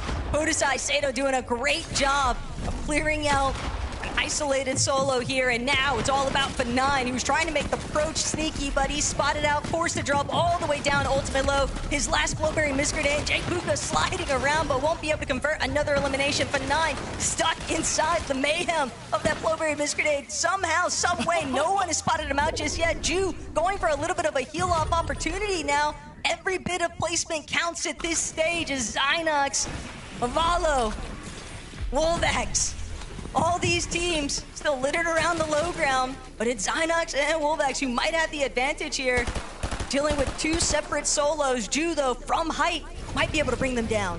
It's looking like a 0 build FNCS. Almost everybody's out of mats. They have to hit their shots now. Another player goes down. It's the Buell. Now Ju is left alone in the 1v2. Can he make it happen? Ju's got to get fraggy with this one. It would be monumental for him and Vidil's scoreline. But Zynox, Wolvax, they're not going to make it easy. Ju looking for the opening shot. Not going to be able to connect, though. And the duo turns around and brings him down. Nice victory royale to seal things out here in Game 5. But we are definitely going to witness some leaderboard shakeups. Takata, 6th, 7th, and 8th place, looking very questionable right now. Yeah, a lot, if not all, of the top 5 duos went down incredibly early in that match. And Zynox, Wolvax, I don't even know how many eliminations they had. It was more than 10. So they are definitely bumping themselves up in the standings. What a performance so far, but we have to head back to the desk before we close out the last game of the day. Is it too little, too late? We will see when we see the standings after the break. But Vidil and Ju, a very close second for them there. Mini Miner, what did you make of this result? Yeah, it was a good result there for Vidil and Ju. Of course, they needed a big game to kind of boost their way up in the standings. For Zynox's team, though, that's going to be absolutely massive for them as well. They've been kind of out of it today. It was one of those where I kind of forgot Zynox was even playing in this lobby. It's going to be important, though, for him, of course, playing with Truly for a lot of the year. I think he's got a bit of a point to prove, Levin, to, to say, yeah, this is a position that I need to find myself in. This is a position I deserve to be in. And especially if they can qualify all the way to the summit, that'll be absolutely huge for this team. Yeah, absolutely. I think we all have sort of been highlighting that story of, right, the split from Truly and Zynox and who was going to come out the better side of it. I think for quite some time, it obviously just looked like it was going to be Truly, right? Obviously, they made it to finals, but Zynox paired up with Wolvax, they're not letting the dream fade away. They're going to keep pushing and fighting till the very last game. You have to respect it, especially for 2 players who, you know, especially in the case of Wolvax, right? He obviously was playing in the major finals as well and didn't have the best of times, you could say that. And so now paired up with Zynox. Look, it's been a quiet day, but there's still one more game to go. 169 points is no joke, especially when you consider how close the points are within the top 10. So they may very well have a chance if they can have a fantastic Game 6. We'll be talking about the stakes after this break.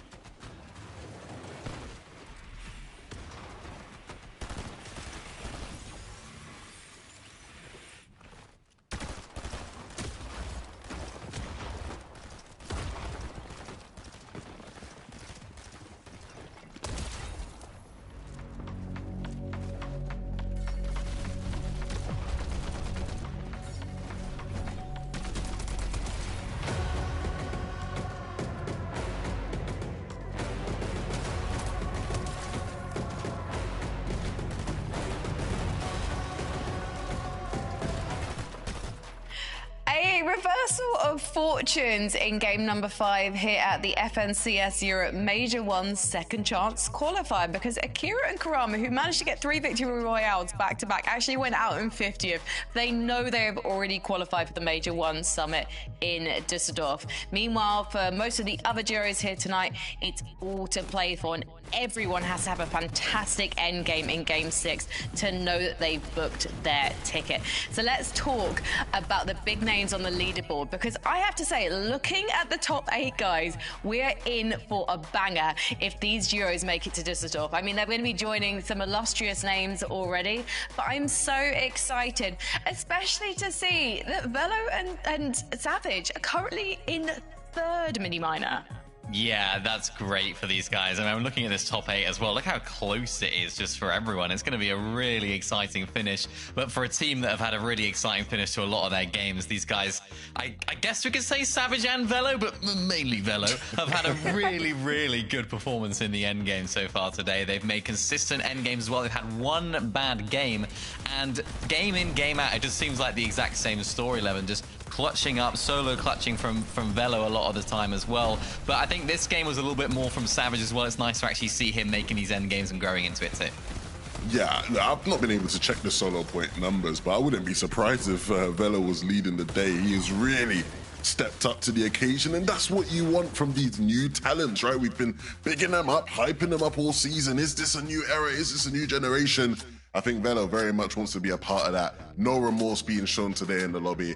And another good game like that one, and they will be, you know, booking their tickets to Düsseldorf, or booking their flights, eh? I'm really excited to see where Velo goes from here. I'm also excited to see that Podesai and Sato, after a really disappointing start to this lobby, have picked up the pace in the second half, Levin. They are making end games, they are taking height, but can they take it once more when it matters most in game 6?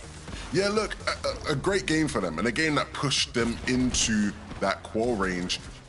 I'm almost going to say slightly disappointing, though, because they had height, and they just couldn't really do anything with it, right? So you can see here, Sato went down with 0 eliminations, and you're going to see the same thing actually happen with Podesai. Podesai went down with 0 elims. They had a 6th place 0 elim game. Again, it's enough to push them up and get them slightly more comfortable, but like Mini highlighted, the margins are still so tight. Hopefully, you would have wanted them to capitalize a bit more in that game when a lot of their top competitors were out of it and they're up. All in all, I like what I'm seeing for these guys. The momentum is there. Big last game here now, and we'll be rooting for Podesai to get it done. Well, I think they have a good chance as well. Remember, they're sort of uncontested at the north side of the map, just to sort of the east of Frigid Fortress, right? So, you know, their early game's looking solid. You can see that with the lack of eliminations as well. They're able to find their surge tags in a good way, not take too much damage as well. And even in that end game, they had high, they had a good situation. I think it was Sato there that dropped down a little bit, ended up being a little bit too split and got caught off guard. So if they can avoid that happening in this final game, get another sort of top 10 situation, they should be just about fine. Well, we managed to see another one of those clutches that Vidil is known for in the last game, although it was Ju who found himself in the 2v1 situation. Interesting to see that these guys are representative of the lobby tonight, though, Levin, and the fact that they've only got 13 eliminations 5 games in. Obviously, they're not the only ones, but I'm wondering if they're going to have to step things up and take a few more chances in this last game. Well, I'd say this is one of the teams I feel really good about, just as far as, again, what we've seen from them today. I think regardless, you know, both of these players are capable of stepping up when needed. But they've been really, you know, there's been some great teamwork, I think, from them. And, you know, Minnie, one of the worries you always sort of see with teams that sort of join together for these formats, what a shot that was, by the way. Sato had no chance. Is, you know, maybe people not being on the same page, right? The chemistry not quite being there. But I think for these guys, it looks a lot better than what we've seen from other people in the lobby. Yeah, it's a great point, because I think, of course, Ju was making the finals, the Major 1 finals here just last weekend, and I think they had a few issues, him and Cantry there. I think there was a few chemistry issues. They kind of got on each other's backs a little bit, and the chemistry within that duo wasn't great when it came down to it. I think they got 40th or something in the end. So the fact that he can sort of put that behind him now, new teammate coming in with Vidil, I'm sure Vidil will be really looking to be really promising this competition as well, because he's just in form as well. So the combination of both of those stories kind of makes sense in this duo, and it's nice to see it sort of coming to fruition here. Yeah, and they've got the motivation of the potential to play it in front of a home audience in Düsseldorf. Don't worry, guys, I'm going to practice saying that one so many times in the next few weeks. Let's take a look at the leaderboard, because as we've already mentioned, it's really close in terms of points right now, and anything can happen after this game. Nothing is guaranteed apart from Akira and Kurama basically already booking their spot to Düsseldorf. So we could have some movement even within this top 20, this page 2 mini minor. Yeah, it's really, really, really close. I mean, we saw Zynox have a good game right there. That boosted them up massively into that top 10 as well. You see Alva Harlow and Jake Buka there moving up 10 spots. So it's so close. These off spawns are going to matter even more. These end games are going to matter even more. And for the teams that are in and around maybe between sort of 8th and maybe 15th, if you have a good game here, you could definitely find yourselves at the Major 1 Summit here. So guys, this is it. There's no third chance qualifier. This is the last game before we find out the final 8 duos that are going to be representing Europe at the PSD Bank Dome in Düsseldorf. So Taco and Takata, let's find another winner. I'm excited, but I'm also stressed, especially for duos, even some of them that are in the top 8. I mean, Skyjump Momsy, they went down basically off spawn in the last match. They've been in the top 8 throughout the whole day. But if they have a repeat of last game, they will literally not qualify.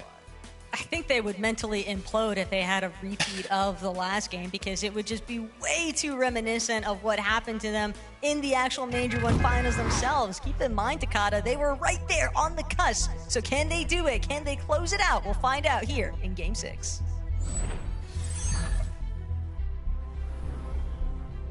$176 points is what the cutoff currently is for top 8. It's going to change a lot in this last match, though. If you're in the top 8, you're just trying to play as consistent as possible. If you're one of the teams that's more the middle end of the leaderboard, Glubsheet Prax, Truly Gonzo, Vito Dexy, even some a bit closer up, everything is on the line, just like for Howley and Lusha.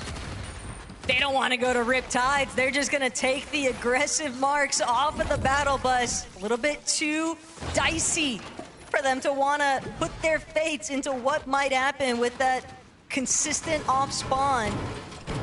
But just because you find a knock doesn't mean you're able to get the elimination after the fact. And New Sanctuary just has so many more visitors.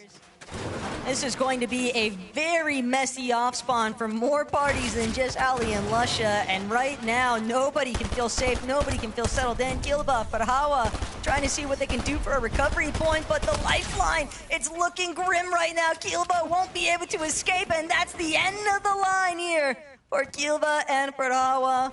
One of the first duos that are going to be eliminated from their opportunity to try and make it to Dusseldorf last minute. But Lusha, Ali, not out of this just yet, still in the thick of it. Lusha on his last 2 legs here, and he won't be able to make it out. Matre, Siley playing spoiler right now. Howley, where are you at? But even if he wants to play backup, he's lost most of his shield.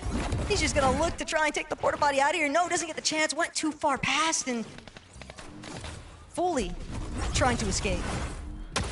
Yeah, we gotta be careful as the chase comes through. Howley is now cracked, but he gets a nice counter shot to connect. Will it be enough for his opponents to disengage? Saley does not want any more of it, as Howley now is put in a tough spot. His teammates down, as they're gonna have to play the slow game here. Go for the reboot. And it's just getting started. For a moment there, I really thought that I was just watching some kind of horror movie pathing. You know, you're kind of wondering, like, how is this guy still getting caught by the attacker? And Howley, I mean, I understand it. Not very many options left to run, especially when you're dropping at an area that you don't necessarily have the greatest amount of practice with, considering that they really wanted to just try and make sure that Riptides could be their home base, but just not going to be the case here. Howley still left. Try and get some form of recovery, but the tunnels just continue to get more and more visitors. As Matre still stuck and waiting, but there is just so much to deal with here. Only 22 points also, Takada. You're playing for the reboot. You're playing to hope that you can bring your duo back into this one. But they need more than just the Victory Royale at this stage. They need, like, double-digit eliminations, too. Back over to Velo and Savage. I mean, shout out to Velo. He has been playing absolutely incredibly today, and I mean, both players, they've been keeping up the pace. Top 10 every single game except for the second match of the day where they got 36th. They're now sitting pretty comfortably at 214, but they still need to do something here in this match to fully solidify themselves. Like Qual. A quick showcasing of the leaderboard, just to let everybody know, Akira, Karama, they have been eliminated extremely quickly again here in Game 6, but they've already done more than enough, Takada. They're not going to be pushed outside of the top 8. They will be at Dusseldorf to play in Day 2. Right now, though, we're trying to wait and see who's going to join them.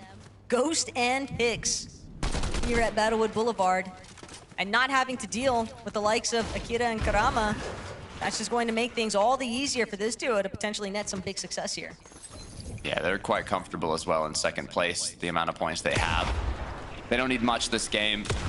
Casper, though, put into panic as Walks and Pang pick up 2 quick eliminations. This is what they needed, though. 100 points on the board is not gonna do it. They need a big match. Honestly, might even need a win. They need a win, or they need at least 8-9 eliminations, if not more, and a top 3 placement. They've already gotten a second here today, so it's not unrealistic to think that they could possibly run it back one more time, but when everybody else is also hunting with a very similar intention, it's not going to be an easy mission to accomplish. Edra, Tasia hunting for this last player. They've already got 1 elimination. They just want the extra 4 points to go with it. You have to remember, 10th place right now was 169 points entering this game, Takada. So all of these duos that are sitting just around that 100-point threshold, they know it's go big or go home. They're all hunting for that Victory Royale. Pressure is on for the final match of the day, but a duo that has done incredibly well to kind of solidify themselves in a great spot leading into this final match is Fadil and Ju. 5th place, 190 points. They got second last game. I mean, Fadil, thinking back to the last FNCS duos in 2024 with Reason, he got 7th, 4th, and 5th in the majors, the best out of any German duo. So it'd be great to see him represent once again in Dusseldorf, Germany. Odds are high, but the job's not finished. It's also just been a roller coaster of emotions day for Ju and Fadil. They've been outside of that top 8. They've been inside of the top 8. Now they're looking to just hold on to it. He said, job's not finished. Izzy and Nassif dealing with the likes of Jason Skozer.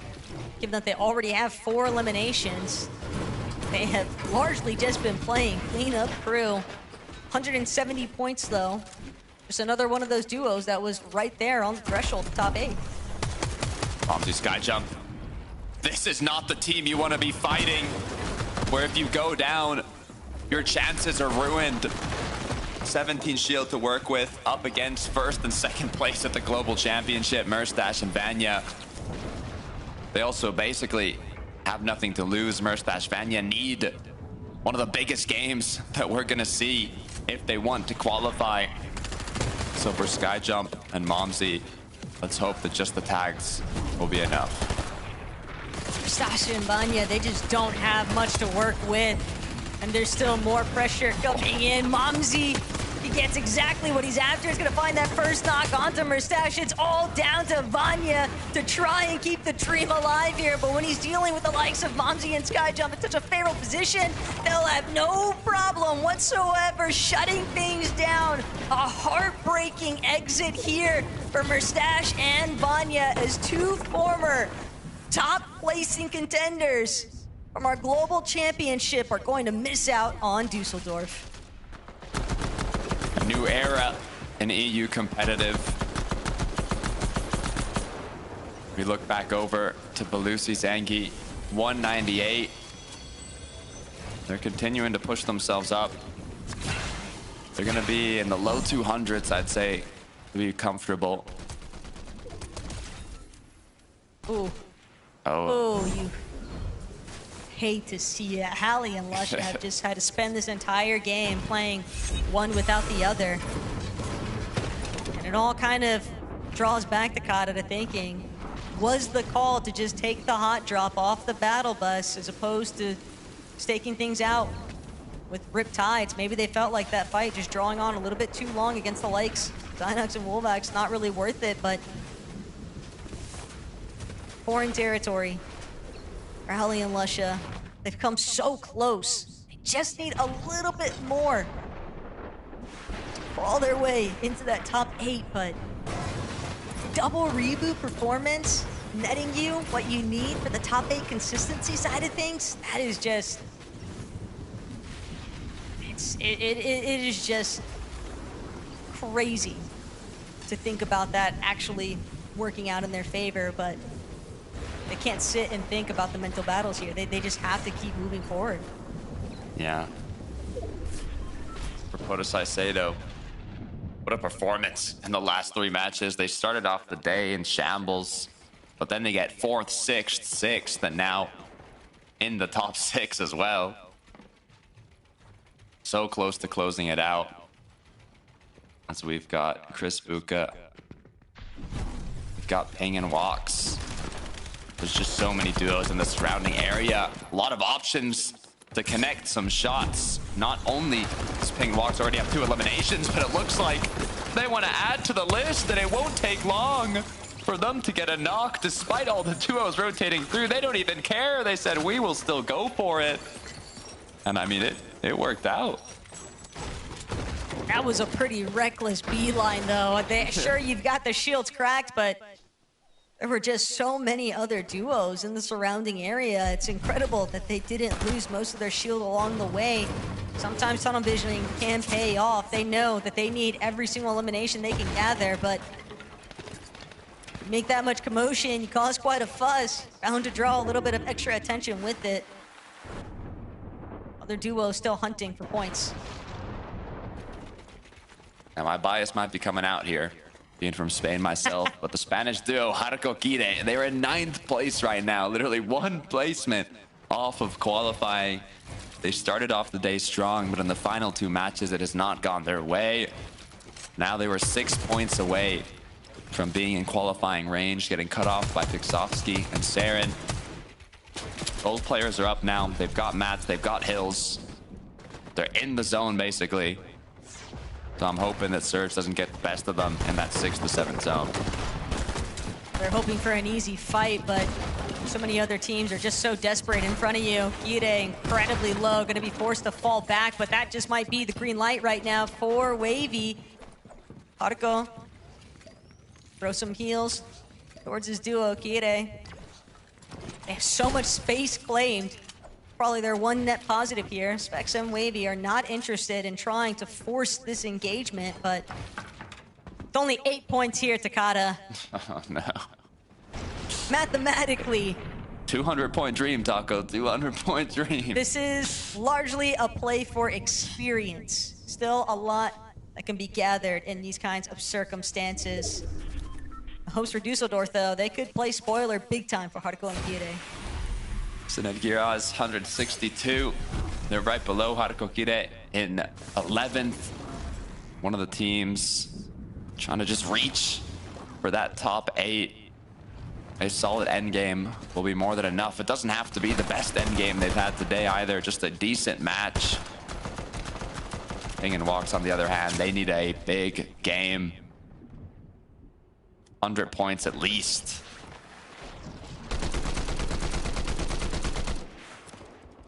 Checking back in, though, Savage and Bello. They were sitting in that 3rd place position after that Game 5 performance. Feeling pretty good.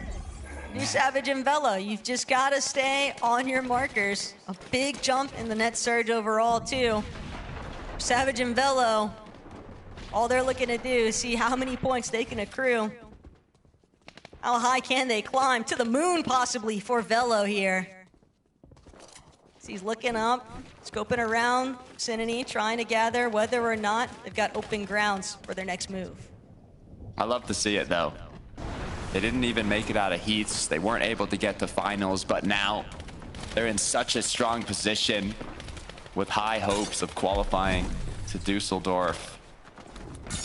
So close. You could almost taste it. On the other end, Howley.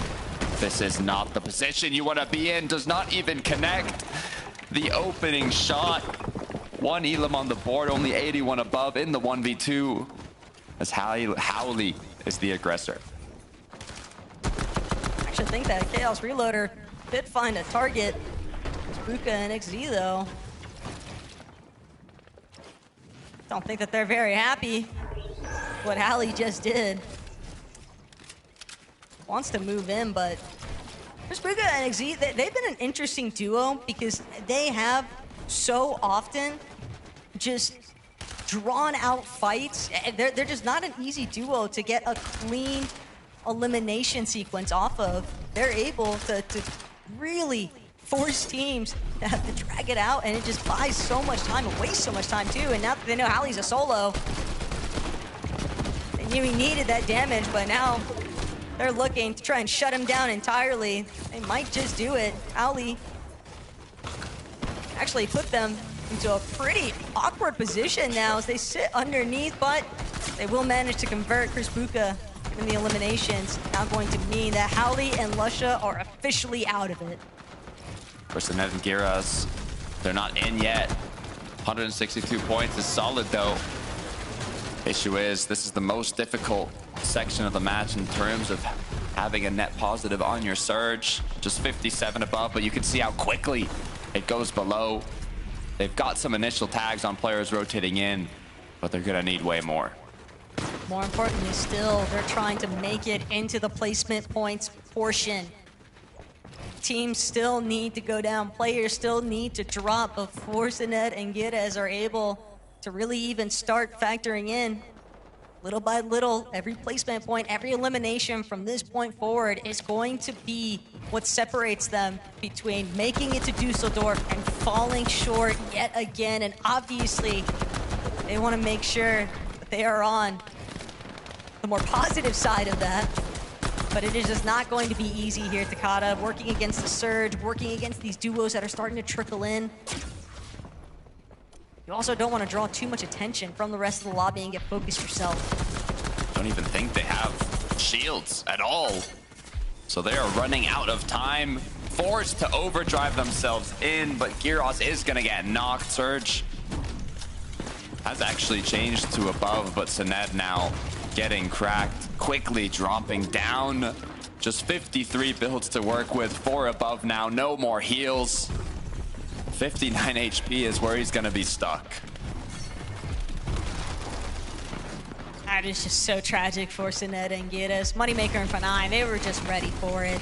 They looked back, they knew, and now Sinet, dreams cut short here for yet another duo in this lobby. All the while, more positive note here for Savage and Velo. They're sitting 304 above, still at 214 points. Don't need to do too much though. You just need to play it smart, play it safe. Ju and Vadil though, they don't mind getting a little bit flashy if they must, but ideally they want to just look to push teams back, take advantage of any players that might be a little bit more hurt than they are. They would definitely like a refresh though. Yeah, looking to see how they can plan this next one out. The job is not done yet at 194 points. They still need to get a little bit more to confirm it. Fellow Savage, despite the zone pulling far from the drop spot, they've still managed to be 400 above. They've done it when the zone pulled to them. They've done it when the zone pulled away. The consistency today has been incredible, and I'm hoping to see it end that way as well. Savage and Velo actually confirmed their spots to Dusseldorf here today, Takada. It would be insane to think about the fact that Velo, he hasn't even played in a grand finals. ever for FNCS, and yet he might be participating at a LAN, okay? That is a pretty insane metric to factor in. But that's a whole different can of worms for Savage to try and help his duo overcome when the moment strikes. Because right now, they just got to lock in, make sure they can even stay within the top 8 in the first place. Look at the draw right now for Harko and Kires. Looking a little bit rough here. Trying to break some of these pre-existing builds. Badil, Ju, mid-layer. Teams all around them. Badil trying to get through, open up the edits. A little bit of a fumble here. That might be the difference, but they still have some points. Placement is ticking in. Badil, you've done it once. You nearly did it twice during heats. Now is your moment to really shine through and represent exactly what kind of history you are trying to preserve with the qualification spot to Dusseldorf. For Haruko as well, the job is not finished. The issue is only 3 builds are left. Pop the last mini. Savage Velo in a much healthier position, as now they're choosing the Pizza and Storm. They'll be having their pizza party as Haruko's trying to find his way to ride the wave backside of zone. Going through previous tarps, seeing if he can find another solo knocking on his door, but the issue is, from our perspective, it's all duos around him. The deal is going to be one of the other solos. 28 builds to work with, both players, everything on the line. Deal also with a couple of splashes, but he's got a duo breaking down the wall in front of him. 202 points, will it be enough? He needs players like Arco to be sent packing, and sure enough, Spanish Flame, it's been doused out entirely.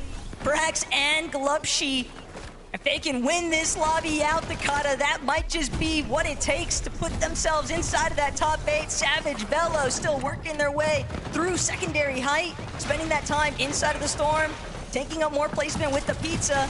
It could be the real difference maker here today. Skyjump Momsy, they felt the stress in the last match, but now making it to the end game, they're getting closer and closer to solidifying themselves a spot at Dusseldorf. I'm starting to get excited as Savage's been dropped down. Velo's still up as well. They pick up an elimination, 240 points. It looks like they might be doing it. This is it. Velo, I would say the most deserving player of qualifying right now, and they have it, Taco.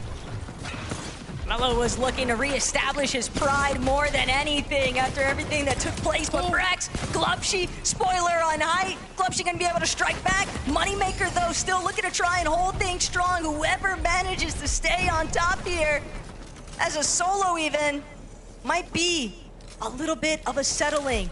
The team's underneath, but the zone's not pulling back. Moneymaker's not gonna get the break he was hoping for. He's just gonna have to keep things moving forward. Podesai dropping layer by layer. Still sitting in the middle ground. No one to try and intervene just yet. Savage Velo, yet another elimination, 3 in total. This duo has done enough here, Takata. But Momsy and Skyjump, they're still trying to confirm it even further still. I want to close it out with a bang. 6 elims already, they're on height. Not at a single duo looking like they want to contest them.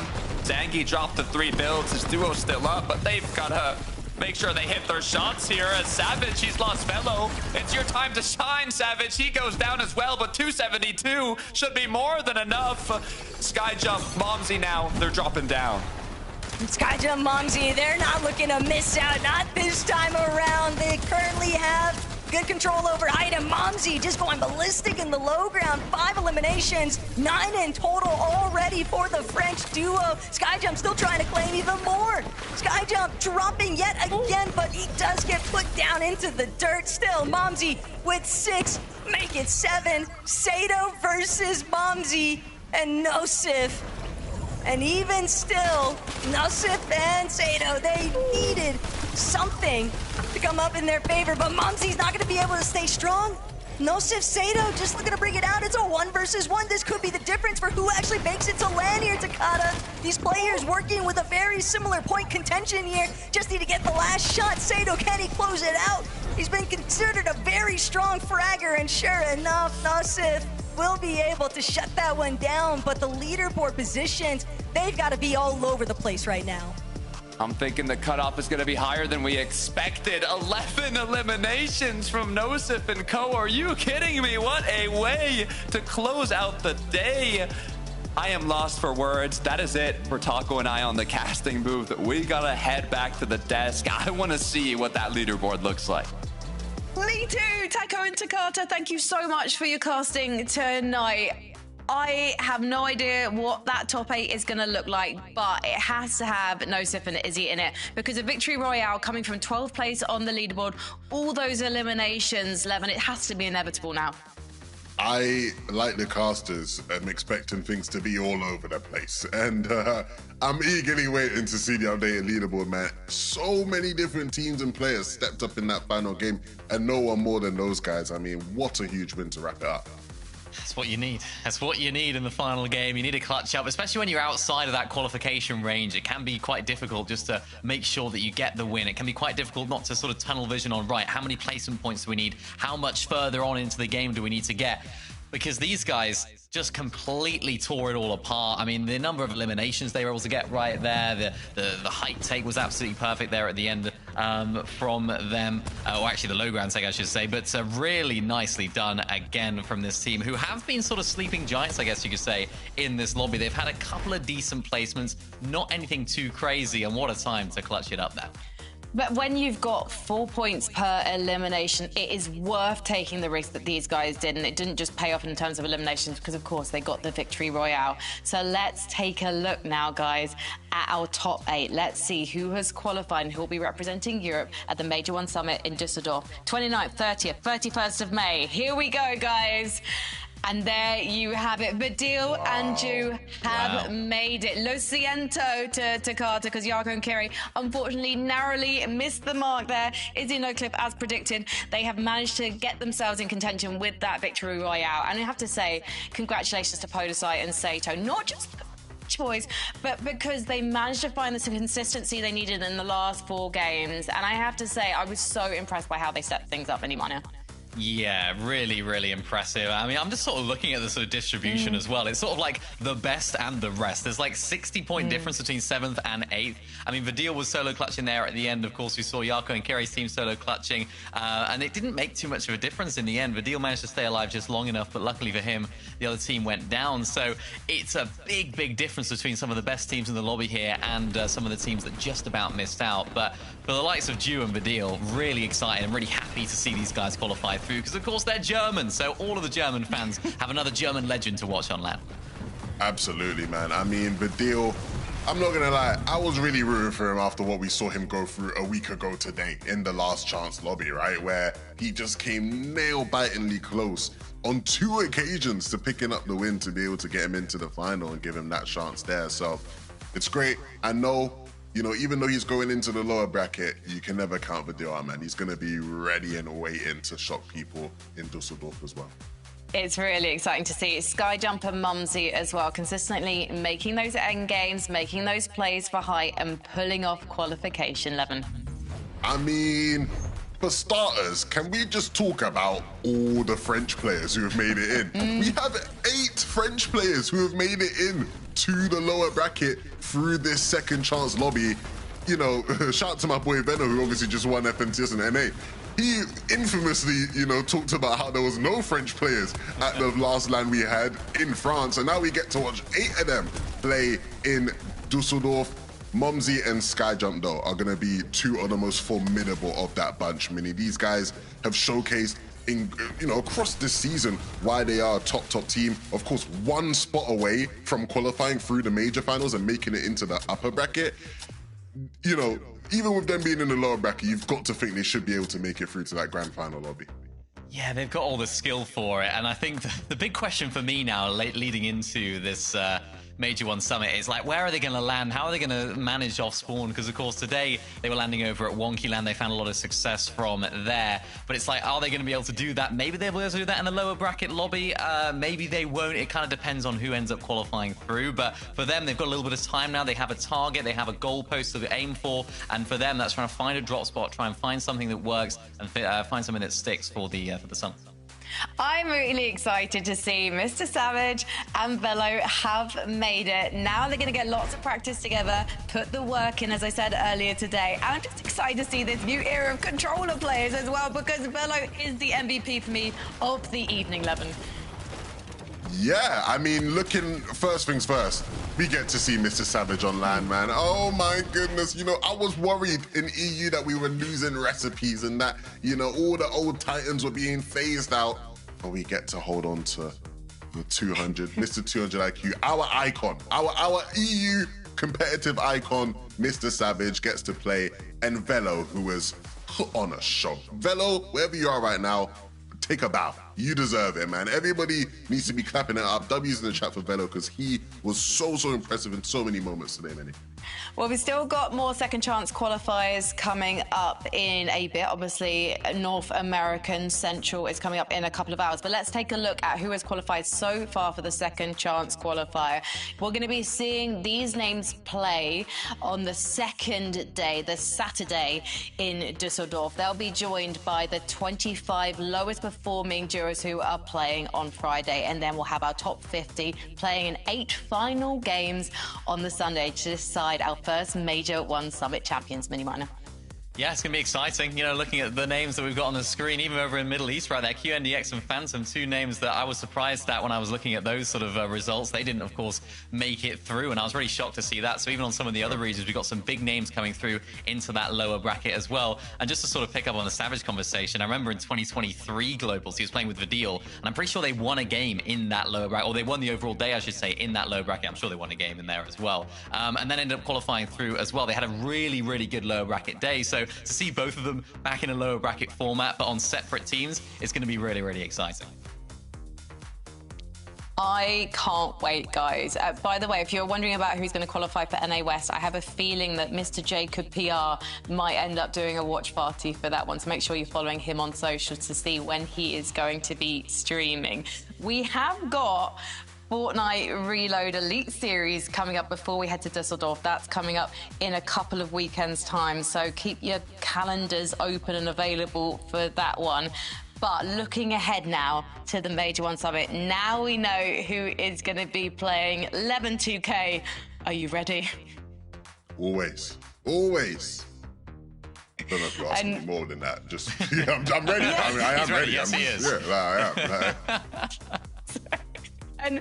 And Mini Miner, I don't know how to cue the dad jokes. I know we got the Cheese Louise in the last show that we thought would be our last FNCS show before we head to Düsseldorf, but are you cooking up anything special? Not for today, but for Düsseldorf maybe. We'll have to see. Yeah. We don't want to overdo it here, you know. We don't want to get people to think that's all I talk about. But no, there might, who knows, there might be something for Düsseldorf. I think the game's quality will take over. I think the excitement of the weekend will take over. And now the fact we actually have 3 days of competition rather than 2, it's going to be even more electric, even more exciting. So yeah, if you haven't got your tickets yet, but as a fan, of course, make sure to come along. Yeah, we can't wait to meet you guys in Düsseldorf. Keep it locked in for the next couple of hours, because then you're going to see Zeke and the gang bring you the NA Central second chance qualifier. Remember, there's no third chances. As for us, we will see you in Düsseldorf. So for now, please, let's sound that horn.